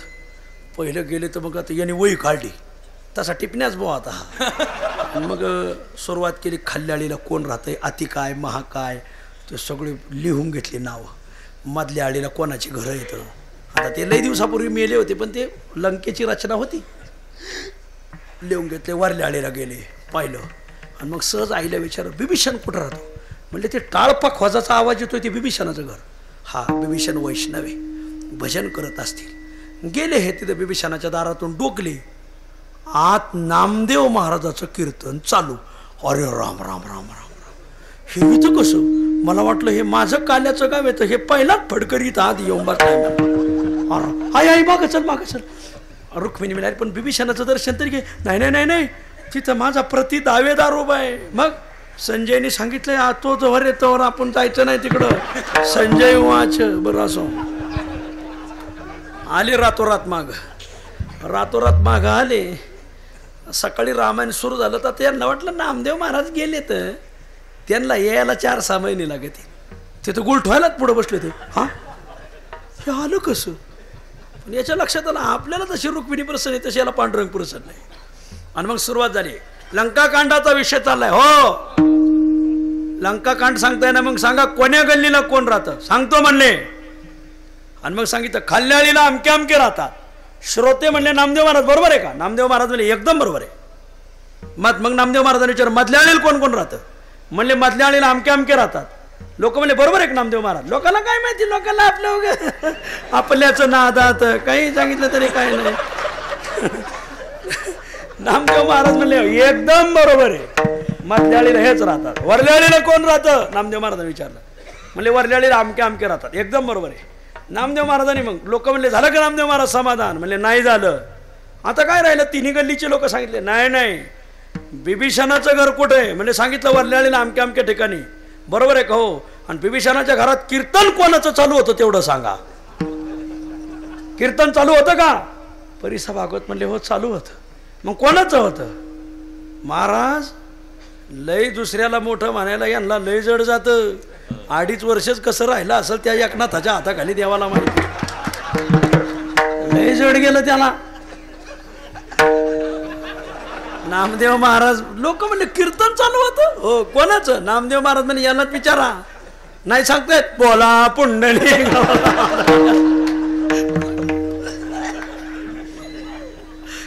नामदेव महाराजांनी पुरती जिरवली. एक दिवस नामदेव महाराजाच्या पत्नी राजाईच ना, आणि राजाई गोनाई दोघी सासू सुना, दामा नामा जाना बापले बंडू बोल खास म्हणायचं बरं काय. ती गेली धन धुवायला. तिकडं परिसा भागवताची मंडळी कमलजा, नाव ध्यानात धरा, हे दुर्मिळ नाव आहे, माहिती नाही सापडत लवकर. परिसा भागवताच्या मंडळीचं नाव. दोघं धुणे धुवायला आल्या. आता परिसा भागवताची पत्नी म्हणजे काय आहे, पुतळ्यान डोरल्यान पैंजण साकड्यान कमरेला कमर पटान नाकात नथ घालवले ना. वा कसं गोड वाटत आहे नाही का. बर मग नामदेव महाराजाच्या पत्नी ल्याया ना, खाया ना, जेवाया ना, नेसाया, दुःख भोगावया जन्म. आणि मग नामदेव महाराजाच्या पत्नीची दया आली. मी काय सांगते वैंस ऐका जरा. काय, माझ्या मालकाकडं परीस आहे. मग तुमचे मालक म्हणले ते 2-4 दिवस बाहेर गेलेत, तीर्थयात्रेला काहीतरी कीर्तनाला वारी निमित्तानं गेलेत. मग हे परीस न्या, 4-5 दिवस ठेवा आणि लवकर आणून द्या. हो हो हो. वा. नामदेव महाराज नेमकेच घरी नव्हते 2-3 दिवस. आईसाहेबांनी परीस न्याला घरी. मग सगळ्या लोखंडाला लावला. सोनं झालं महाराज. मग मोडलं ते व्यापार पेठेत. खूप पैसे आले. पहिले घराची डागडुजी केली, माणसं लावून रंग देऊन घेतला, सगळ्या घराला नवे कपडे, आणि मग सगळा किराणा भरला, पूर्ण वर्णाचा स्वयंपाक. नामदेव महाराज आले. पाहिलं घराला रंग दिलेला, आणि डागडुजीन सगळ्याने डागडागिने घातलेले, अंग नवे कपडे, गावरान तोपाचा वासन, पूर्ण स्वयंपाक. आपलं घरच नाही नीट निघाले. आहो हे तुमचंच घर आहे मागया. पाहिलं तर मंडळी का काही कलर कधी दिला, डागडुजी कधी झाली, एवढे डागडागिने माझ्या पाठीमागं कुठं कथा बिथा धरली होती का काय म्हणले, माझ्या पाठीमागं काय रानबीन धरलं होतं का काय. अहो म्हणले नाही. मग आहे ते जेव्हा घास खाणार नाही, आणलंय कुठून हे पहिलं सांग. काय माणसं न्यायी होती पहिली महाराज. हे ध्यानात धरायचं. आणलंय कुठून हे विचारलं पाहिजे. नाही सांगणार. हे बघ निघालो. अहो बसा, 1 मिनिट थांबणार नाही या घरात. वाळवंटात जाऊन झोपल उखाडीला. सांगते म्हणले काय, परिसा भागवताची मंडळी कमलजा, तिने मला परीस दिला. म्हणून मी सगळं सोनं केलं. परीस दाखव. नाही दाखव ना. नाही, बाई कसली असू द्या, गडी तिला बरोबर हातावर घेतच, हा नियमच आहे महाराज. हां. आणि मग तिच्याकडून तो परीस घेतला. जो परीस घेऊन नामदेव महाराज चिंग चिंग चिंगाट पळाले. वैद्य बाबाचं वाक्य आहे, वैद्य गुरुजी म्हणायचे आमचे. पळाले का दिला वाळवंटात फेकून. दुसऱ्या दिवशी राजाई कपडे धुवायला गेल्याच नाही. का, परीस द्यायचा होता त्या दिवशी. कमलच्या थेट घरी आल्या. परीस म्हणजे कोण्या तोंडाने सांगू, काय झालं. म्हणजे मालकाने वाळवंटात फेकून दिला. लबाड बोलताय तुम्ही, झाकून ठेवलाय घरात, आम्हाला द्यायचं नाही. तुम्हाला दुर्बुद्धी सुचली. मालकाला सांगितलं, सगळा पंढरपुरात ठ्याठ्या झाली. झालं लोकांना काय मजा पाहायला, लोकांना काही लागत नाही. मला अख्खं गाव गोळा झालं पंढरपूर. नामदेव महाराजांनी परिसा भागवताचा हात धरला. लय वरडायचं काम नाही. तुला परीस पाहिजे ना, चल वाळवंटातून देतो. नेलं, वाळूत हात घातला, घे तुझा परीस. नामदेव महाराज बावळट समजलं का, वाळू कुठं परीस कुठं. नामदेव महाराज म्हणले, यातल्या वाळूतल्या कोणत्याही कणाला तू लोखंड लाव, नाही सोनं झालं तर भक्त शिरोमणी नामदेव लावून नाही घेणार. महाराज काय ताकद असेल महाराज. त्याचा परीस रुक्मिणीने दिला होता, पण यांच्या हाताने दगडाचा परीस झाला महाराज. वाळवंटच परीसाचं झालं. आणि मग आडकीता एका दगडाला लावला तर सोनं झालं. लाचकांड एका दगडाला लावला तर त्याचं सोनं झालं. कान कोरायला काही इकडं बारकाल्यात पिशे असतात, मला वाटतं कान कोरायला झाले का काय कोणाच ठाऊक. पाहिलं.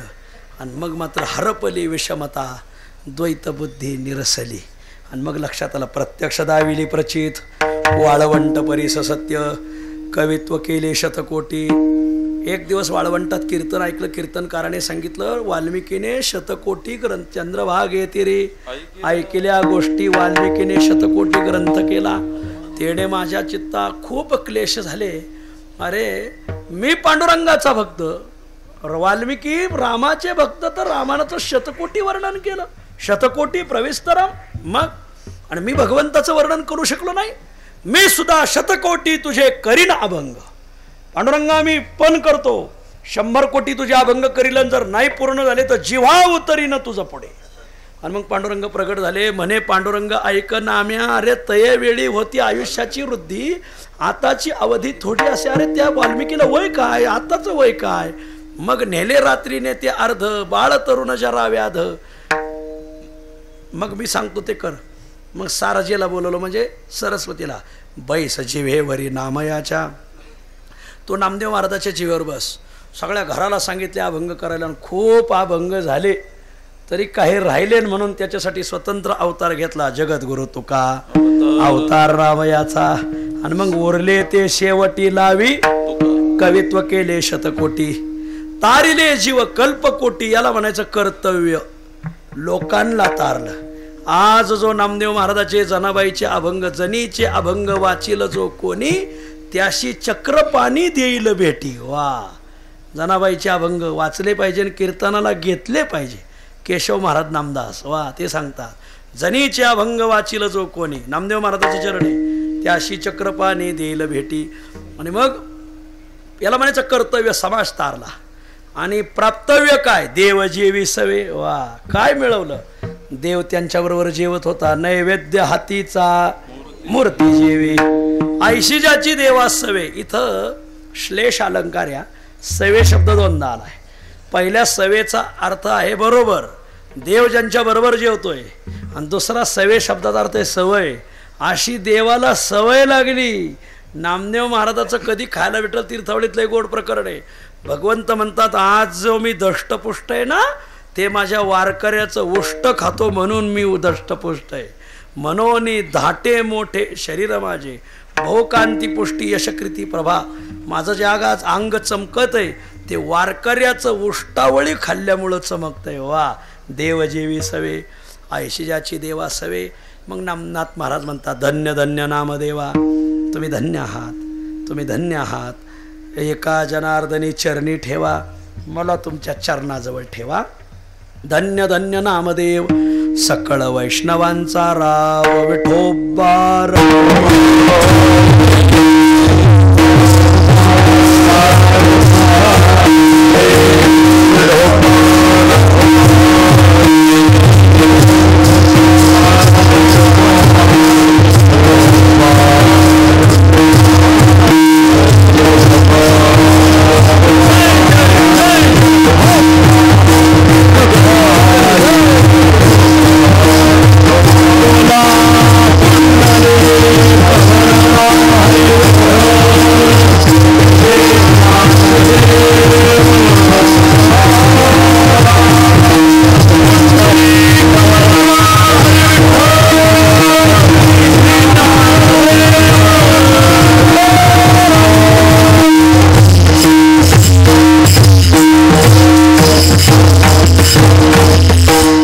सेवा संपली.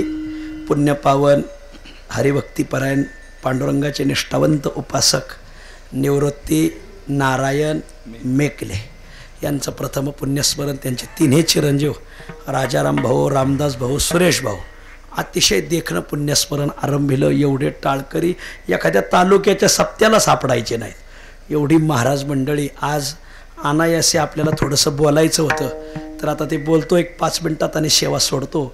सगळ्या आपल्या लातूर जिल्ह्याला नव्हे, मराठवाड्याला एक आमंत्रण आहे. आमंत्रण कोणाचं आहे? आमचं तुकाराम महाराज संस्थान देहो, भंडारा डोंगर संस्थान मावळ, नामदेव महाराज संस्थान पंढरपूर नरसी आणि ज्ञानोबाराय संस्थान आळंदी देवाची. या 4-5 जणांचं आमंत्रण असं आहे की चालू वर्ष ज्ञानोबारायचं 750 आहे, नामदेव महाराजाचं 675 आहे आणि तुकोबरायचं 375 आहे. मग तर हे संपूर्ण महाराष्ट्राने साजरं करा असं या संस्थानांचं म्हणणं आहे. तुम्ही साजरं करा, आम्ही तुमच्यात येऊन मिसळू. आणि मग या निमित्ताने गेल्या वर्षात 7 उत्सव एकट्या तुकोबरायांचे झाले. पण देहूच्या उत्सवाला आदरणीय माधव महाराज नामदास आले. ते म्हणले, का हो तुकोबरायांचे उत्सव झाले, नामदेव महाराजांचा का विसर पडला? म्हटलं तीही उणीव भरून निघेल. आणि ज्ञानेश्वर महाराज संस्थांचे सगळे विश्वस्त म्हणतात की तुम्ही करा उत्सव, आम्ही तुमच्यात येऊन मिसळतो. आणि मग या वर्षीचा पहिला नामदेव महाराज ज्ञानोबराय आणि तुकोबरायचा त्रिवेणी संगमात्मक उत्सव पहिला भंडाऱ्यावर होणार आहे. पुणे जिल्हा एकत्र येऊन करणार आहे. पुणे जिल्ह्याने तुकोबरायचा केला, आता ज्ञानोबरायचाही करायचा म्हणतात. खूप दिमागदार उत्सव होणार आहे भंडाऱ्याच्या पायथ्याला. 23 जानेवारी ते 31 जानेवारी खूप मोठं पारायण आहे. आणि मग आता तिकडंच करायचं, मराठवाड्याने करायचं नाही का? ही तर संतांची भूमी. ज्ञानोबराय मराठवाड्यातले, आपेगाव. नामदेव महाराजांचा वंश मराठवाड्यातला, कुठं? नरसी नामदेव. वा, आणि मग ज्ञानोबराय नामदेव महाराज आणि तुकोबरायचा उत्सव, तुकोबरायचे सगळ्यात जास्त अभंग पाठ आणि सगळ्यात जास्त तुकोबरायच्या गाथ्यावर भजनं मराठवाड्यात होतात. आणि मग कुठंतरी तुकोबराय ज्ञानोबराय नामदेव महाराजांचा उत्सव घडावा. आणि म्हणून मग गेली 4-6 महिन्यापासून आपल्या लातूर जिल्ह्याला एक चांगली लाट आली की ज्ञानोबराय तुकोबराय आणि नामदेव महाराजाचा उत्सव करायचा. तारीख आखली. तारीख आहे 22 फेब्रुवारी ते 2 मार्च. तर सगळ्याला विनंती, सगळ्या आपल्या मराठवाड्याला, लातूर जिल्ह्याला 22 फेब्रुवारी ते 2 मार्च कोणीही लग्न धरू नका. या वेळेत आपल्याला लातूरला खूप महामहोत्सव संपन्न करायचा आहे. रोज 1000 टाळकरी, रोज इकडून 10 पखवाज, इकडून 10 पखवाज, रोज गाथा पारायण. मला तसं आम्ही ठरवलं होतं ज्ञानेश्वरी पारायण करू, पण मला मगाशी येता येता आमचे श्याम महाराज बरोरे आणि चंदू भाऊ काय म्हटले, इकडं गावोगावी ज्ञानेश्वरीचीच पारायणं होतात म्हणले, जरा गाथ्याचं पारायण झालं तर चांगलं होईल. आणि मग आदरणीय एकनाथ शिंदे साहेब 25,000 गाथे छापून देऊ राहिलेत आपल्याला महाराज. ते माणूस खूप धर्मप्रेमी मनुष्य आहे, खूप धर्मप्रेमी. आणि मग असं मोठं गाथा पारायण आपल्या भागात होईल. 25,000 वाचक, 1000 टाळकरी, रोज 20 पखवाज, 2 सत्रात कीर्तनं आणि महामहोत्सव. संध्याकाळी कीर्तनाला पहिल्या दिवशी 50,000, तिसऱ्या दिवशीपासून 1 लाख, काल्याच्या कीर्तनाला 3.5 ते 4 लाख लोकाला पुरणपोळी. वा. काळा कधी आहे? काला आहे होळीच्या दिवशी. मग ग्रहण आहे का? बरं मागं पुढं करू. 2 तारखेला होळी आहे का? बरं पाहू काहीतरी तिथी मागं पुढं करून, पण पोळी करायला लावू आपण. पोळीसाठी लातूरची 100 गावं ठेवायच्या, त्यांनी फक्त पोळ्याच बनवायच्या. तर सगळ्याला विनंती, खूप महामहोत्सव चांगला होणार आहे. या उत्सवात सगळ्या संस्थानिकांची, गडकऱ्यांची, फडकऱ्यांची कीर्तनं, वास्कर महाराज, देहूकर महाराज, आवसेकर महाराज, आदरणीय बंडा तात्या, देगलूरकर महाराज, एकनाथ महाराज सदगीर, अशी सगळी चांगली कीर्तनं. आणि सकाळच्या सत्रात आपल्या जिल्ह्यातली कीर्तनं. आपल्या जिल्ह्यात एका तालुक्याला एकच कीर्तन द्यायचं, बाकीच्याने म्हणायचं नाही हां त्याला दिलं मला नाही दिलं, येडी हळद. हां सगळ्यांनी आपला एक प्रतिनिधी कोणी बोलला तरी चालतं ना महाराज. तुम्ही एवढे आहेत, मी एकटा बोलतोय, तुम्ही मानणार का नाही? कोणी बोलला तर चालेल. तर सर्वाला विनंती आहे की आपण सर्वजण एकत्र येऊन हा उत्सव करू. 4 ते 6 काकडा भजन, 6:30ला गाथा पारायण सुरू करायचं, 6:30 ते 11 संगीत गाथा पारायण, 11 ते 12:30 तालुक्याची कीर्तन. बरं, 12:30 वाजता 50 गावांची 2 ते 2.5 लाख भाकरी येणार. एका गावाने 2,000-3,000 भाकरी पाठवायच्या. बाकीचा स्वयंपाक आपण तिथं करू. मग बरं झालं, भाकरी आल्या, मग दुपारी 3 वाजेपर्यंत जेवण, 3 ते 4 हरिपाठ, 4 ते 6 चरित्र. मग तुम्ही म्हणले ज्ञानोबरायचं, तुम्ही म्हणले नामदेव महाराज, तुम्ही म्हणले तुकोबराय असं, तुम्ही म्हणले आत्मचरित्र, ते नाही जुळायचं, तर असं चरित्र कथा होईल. आणि मग 4 ते 6 कथा झाली का 6:30 ते 8:30 कीर्तनाचा टाईम हा ठेवायचा, कारण लोकांना मागं जायचं आहे परत. 6:30 ते 8:30 खूप भव्य दिव्य कीर्तन संपन्न होईल. 8:30 वाजता परत 50 गावांच्या 3 लाख भाकरी. आणि मग संध्याकाळी आमटी महोत्सव. महाराष्ट्रात जेवढ्या प्रसिद्ध आमटीचे आचारी आहेत त्या भागातले आचारी बोलून, पहिल्या दिवशी आमची नगरची आगडगाव आमटी, दुसऱ्या दिवशी जुन्नर तालुक्यातली आण्याची आमटी, तिसऱ्या दिवशी शेवगाव तालुक्यातली शिपी आमटी, आपलं शिंगोरी आमटी, चौथ्या दिवशी कर्जत तालुक्यातली शिपी आमटी, 5व्या दिवशी पंढरपूरची बाजार आमटी, 6व्या दिवशी मावळातली आंबळ्याची आमटी, आणि 7व्या दिवशी आपल्या लातूरचं बोरसुरीवर. वा, 2 लाख लोकाला वरण बनवायचं. एखादा आता चंदू शेठ, आता तुम्हाला थोडं फिरावं लागेल. तुम्ही श्याम शेठ दोघं फिरले का? कोणी वरण देते ना आमट्या देते ना आपल्याला. वा, तर थोडं फिरावं लागेल. आणि लखनगिरी महाराज हे आहेत, आपल्या सगळ्यांनी फिरायचं बरं का. आता चांगली माणसं शोधायची. तर सर्वाला विनंती, असा हा उत्सव आहे. तुम्ही म्हणाल मग घरणीकराकडून अपेक्षा काय? काही अपेक्षा नाही. पहिली अपेक्षा वाचक. आपल्या भागात पहिल्यांदा तुकोबराय येऊ राहिले, आणि तुकोबरायच्या पादुका भंडाऱ्या डोंगरावरून, देहूवरून हेलिकॉप्टरने आपल्या जिल्ह्यात पहिल्यांदा येणार. मग जमलं तर त्यातच ज्ञानोबरायच्या घेऊन येऊ आणि पंढरपूरहून एक काही नामदेव महाराजाच्या पादुकाची व्यवस्था करू. इथं 3 देवघर राहतील, 3 पादुकांपुढं 24 तास भजन आपण हे ठेवू. निवृत्ती ज्ञानदेव, सोपान मुक्ताबाई, एकनाथ नामदेव, तुकाराम हे भजन ठेवू. मग त्याला चालेल. आता बरं का, तुम्ही काय करा सगळी मंडळी, बळीभाऊ तुम्ही याला एक 10-15 चाली काढून ठेवा आधीच ह्या भाजनाला, त्या देव तालुक्यात पाठवून, म्हणजे त्या बस होतील. नाही तर तिथं स्वरला होतं वडबर आणि त्या चाली आपऱ्या पडा त्या नाही तर लांब पाठ्या कधी कधी. आणि म्हणून निवृत्ती ज्ञानदेव, सोपान मुक्ताबाई, एकनाथ नामदेव, तुकाराम हे भजन ठेवू. म्हणजे तिन्ही येतात त्याच्यात. 24 तास भजन, 5 गावांनी 2 तास, परत त्यांना 7 दिवस चान्स नाही. अशी 5 गावं 2 तास, 5 गावं 2 तास, बरोबर अशी 7 दिवसामध्ये किंवा 8 दिवसामध्ये बरोबर 800 ते 900 गावं बसवायची, वाड्या बसवायच्या. प्रत्येक गावाला तुकोबरायपुढं भजन करायला संधी भेटली पाहिजे अशी अपेक्षा. गोड भजन, भजनाचा मंडप स्वतंत्र, कीर्तनाचा आणि जिथं गाथा पारायण आहे तिथं कीर्तन मंडप, भजन मंडप स्वतंत्र, जिथं देव आहे तिथंच भजन मंडप असतो. 24 तास भजन राहतं. मला ही 5 गावं बसली का दुसरी 5 गावं उभी, त्या गावाचं नाव पुकारलं घरणी हजर, वा असं तर गोड असा उत्सव राहील. पहिली अपेक्षा वाचक, सगळ्याला विनंती. इथं भरपूर महाराज मंडळी बसलेली, आदरणीय कृष्णा महाराज आहेत, आदरणीय काटकर महाराज, बाबाजी महाराज आहेत, ही सगळ्या मंडळीला विनंती की आजपासून शंकर महाराज असतील, अमोल महाराज असतील, सांगत चाला. तुकाराम महाराजाचं वाक्य, नेने शब्द पर तुका म्हणे परोपकार, शाब्दिक उपकार करा. तुकोबर आपण तुका म्हणे हे किती ऋण आहे आपल्यावर. आपल्याला सगळं तुका म्हणे म्हणून भेटलंय. आज आपली गाडी दाढी काय आपलं असं होते काय असेल, हे सगळं तुका म्हणे, ज्ञानदेव म्हणे, नामा म्हणे म्हणून आहे. म्हणून जर 1 महिनाभर आपण बोलो, कैलास महाराजांनी तर कधीच सुरू केले, अहमदपूर तालुक्यात प्रत्येक कीर्तनात सांगतात ते. आणि प्रत्येकाने सांगायचं आणि व्हिडिओ काढायला लावायचा आणि तो लातूर जिल्ह्यात व्हायरल करायचा, नांदेडमध्ये तिकडं सगळ्या मराठवाड्यात व्हायरल करा. लोकाला कळू द्या की एवढं मोठं नियोजन झालं त्यात तुम्ही होते. वा, लोकांनी कालांतराने म्हणून एवढं सुंदर झालं, तुम्ही बाजूला होते का? हां, तुम्ही जरा आतल्या गाठीचेच दिसतात असं लोकांनी म्हणू नये. हां, लई आम्ही 7 उत्सवात जे बरोबर आले ते खूप पुढे गेले महाराज, जे मागं राहिले त्यांचा रिवर्सच पाडला महाराज. ते पुढे जातात, लोकांनी त्याचे कीर्तनच बंद करून टाकले महाराज. समाज खूप चाणाक्ष आहे, लोकांना कळत यांचं धर्मप्रेम आहे का अर्थप्रेम आहे. हां, आणि मग सर्वाला विनंती, एवढं ध्यानात धरा, आजपासून रोज शेवटचे 10 मिनटं याच्यावरच सांगायचं. वाचक प्रत्येकाने पारायणाला या, तसं येऊ नका, जोडीनं या.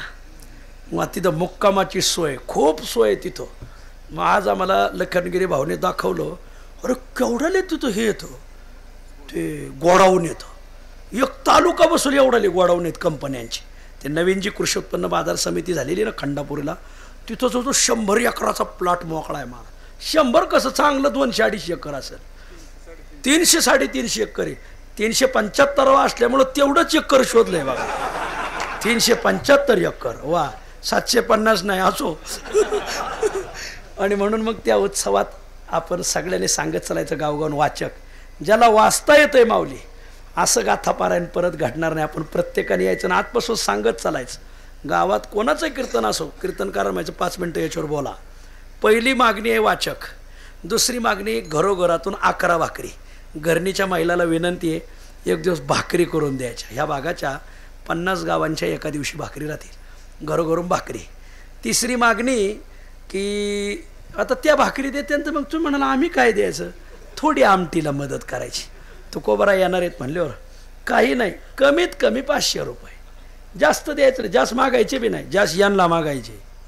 या मोठे गडी बसलेत ना पुढं, हां, यांना सोडायचं नाही. हां, तर सामान्य शेतकऱ्यांनी फक्त आमटीसाठी जर 500 रुपये दिले तर 50 गावातून बरोबर आमटी तयार होईल आणि मग ती उभी राहील. अशी विनंती सगळ्यांनी यायचं. जवळच्या गावांना थोडंसं सरपणाचं सांगावं लागेल, कारण एवढा मोठा स्वयंपाक गॅसवर होत नाही, त्याला 100 ट्रॅक्टर सरपण लागतं. मला आम्हाला 100 ट्रॅक्टर, असे 700 ट्रॅक्टर सरपण लावले. पण आम्ही झाडं बी लावली बरं का ती. हां, परत ताजी झाडं तोडली, जुनी म्हणजे वाळलेली होती ती, पण आम्ही सप्ताह झालं का झाडं लावतो, त्या लोकांना झाडं लावायला प्रवृत्त करतो महाराज. जेणेकरून आपण 100 ट्रॅक्टर सरपण वापरलंय ना, तर किमान तुकोबरायचा 375 असल्यामुळं 3075 झाडं लागलीच पाहिजे, ही आमची संकल्पना असते. सर्वाला विनंती माऊली, असा उत्सव परत होणार नाही. आणि मग सुरुवात किती तारखेला सांगितली? 22ला. पण पादुका येणार आहेत 21ला. 21 तारखेला दुपारी 4 वाजता लातूरला हेलिकॉप्टर उतरेल. पादुका आल्या का मग मिरवणूक ठेवलेली 375 असल्यामुळं बरोबर 375 पताका पुढं. आमचं भागवत आहेत बघ इथं कुठंतरी. बघा उठून उभा राहा, 1 मिनटं उभा राहा, 1 मिनटं उभा राहा. यांच्यासाठी टाळ्या वाजा. यांनी 375 पताका शिवून दिल्या. खूप चांगले मुलं, खूप चांगले देवाने मुलं खूप नोकरीला आहेत. पण ह्या वारकऱ्याच्या हातात कला आहे. त्यांनी 375 पताका शिवून दिल्या. मग पुढं बरोबर 375 पताका घेऊन वारकरी चालतील. त्याच्या पाठीमागं 375 महिला तुळस घेऊन, त्याच्या पाठीमागं 375 महिला कलश घेऊन, त्याच्या पाठीमागं 375 पखवाजी. तर गावगाव पखवाजी आहेत महाराज. वा बर. बळी येतं तर कदम आहे असो बाहुबल. बर 375 पखवास, त्याच्या पाठीमागं 375 टाळकरी, त्याच्या पाठीमागं 375 विणेकरी. प्रत्येक गावचा विणा. आपलं कोणता विणा आला होता ही पेपरला दुसऱ्या दिवशी एक पेपरला बातमीच आपली आली पाहिजे की कोण्या गावचे पखवाजी होते आणि कोण विणेकरी होते. त्याचं एक पुस्तकच बनवायचं महाराज. आणि ते पुस्तक 2 महिने आधी वितरित करायचं सगळ्या गावांना.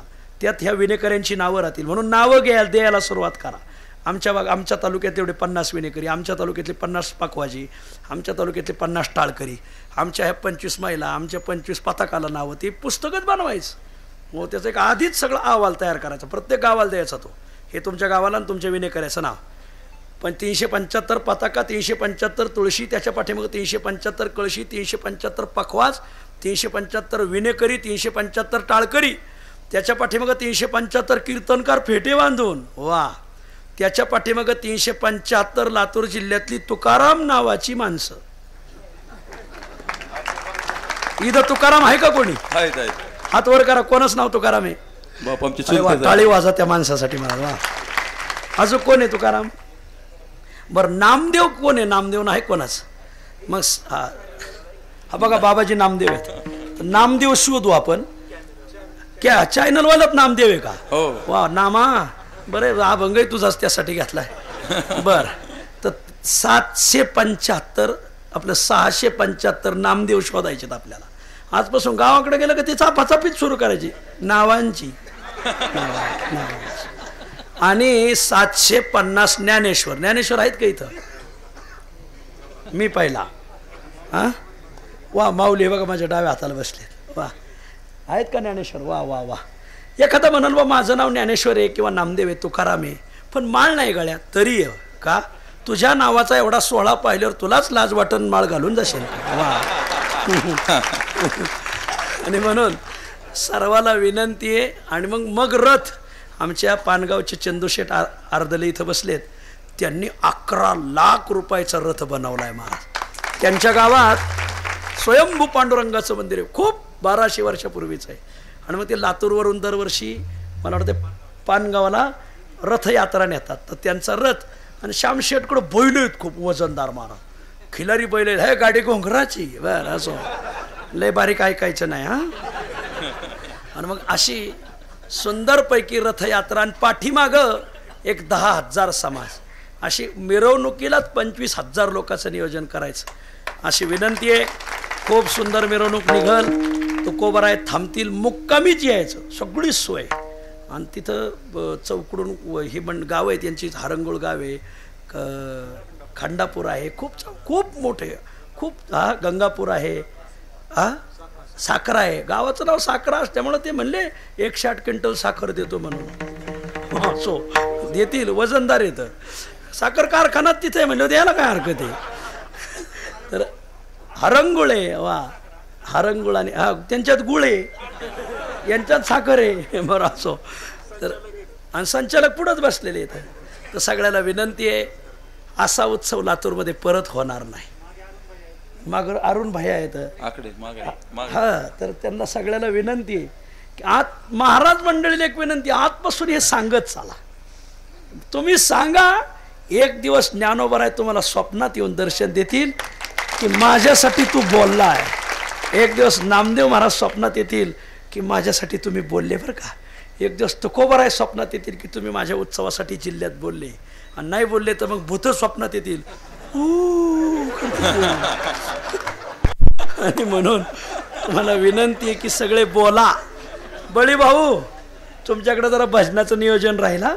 हो, सगळं भजनाची शिस्त, तुम्ही खूप शिस्तीतली माणसं आहे आणि म्हणून आपण सगळी मंडळी वेळ देऊ. चालत ना पण हे उत्सव केल्यावर वा तुम्ही याल ना म्हणा, मी पुन्हा येईन. त्यांना बी आणू. आणू त्यांना.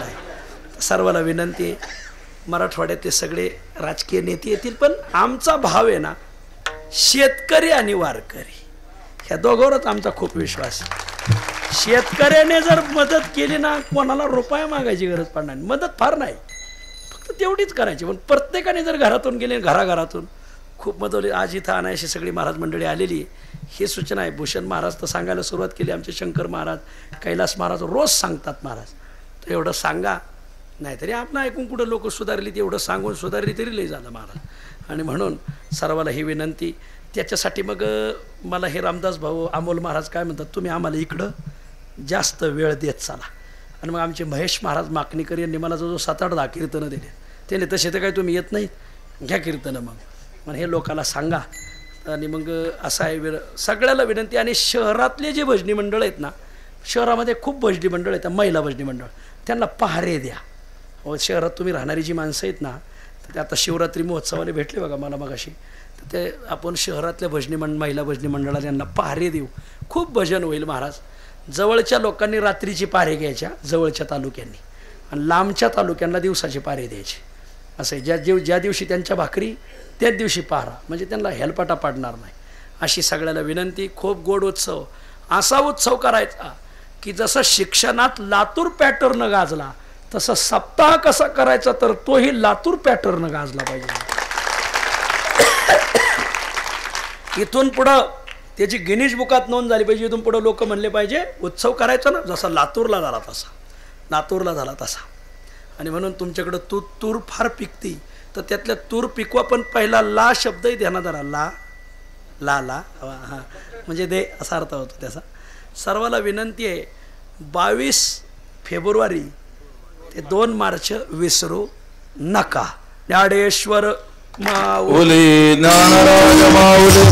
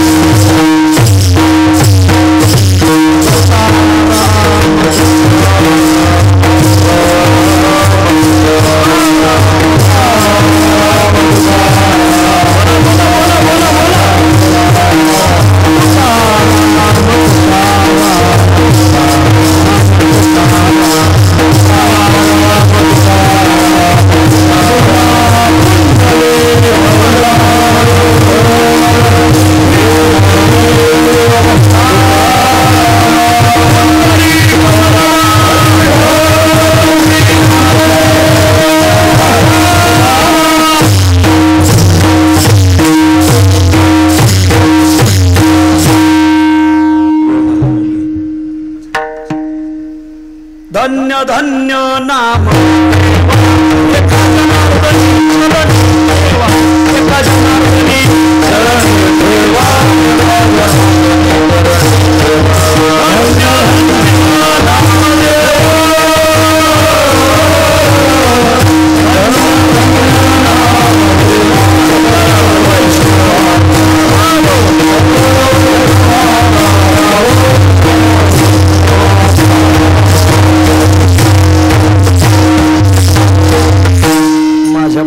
उशीर झाला याबद्दल मी क्षमा मागतो. विठ्ठल जय जय.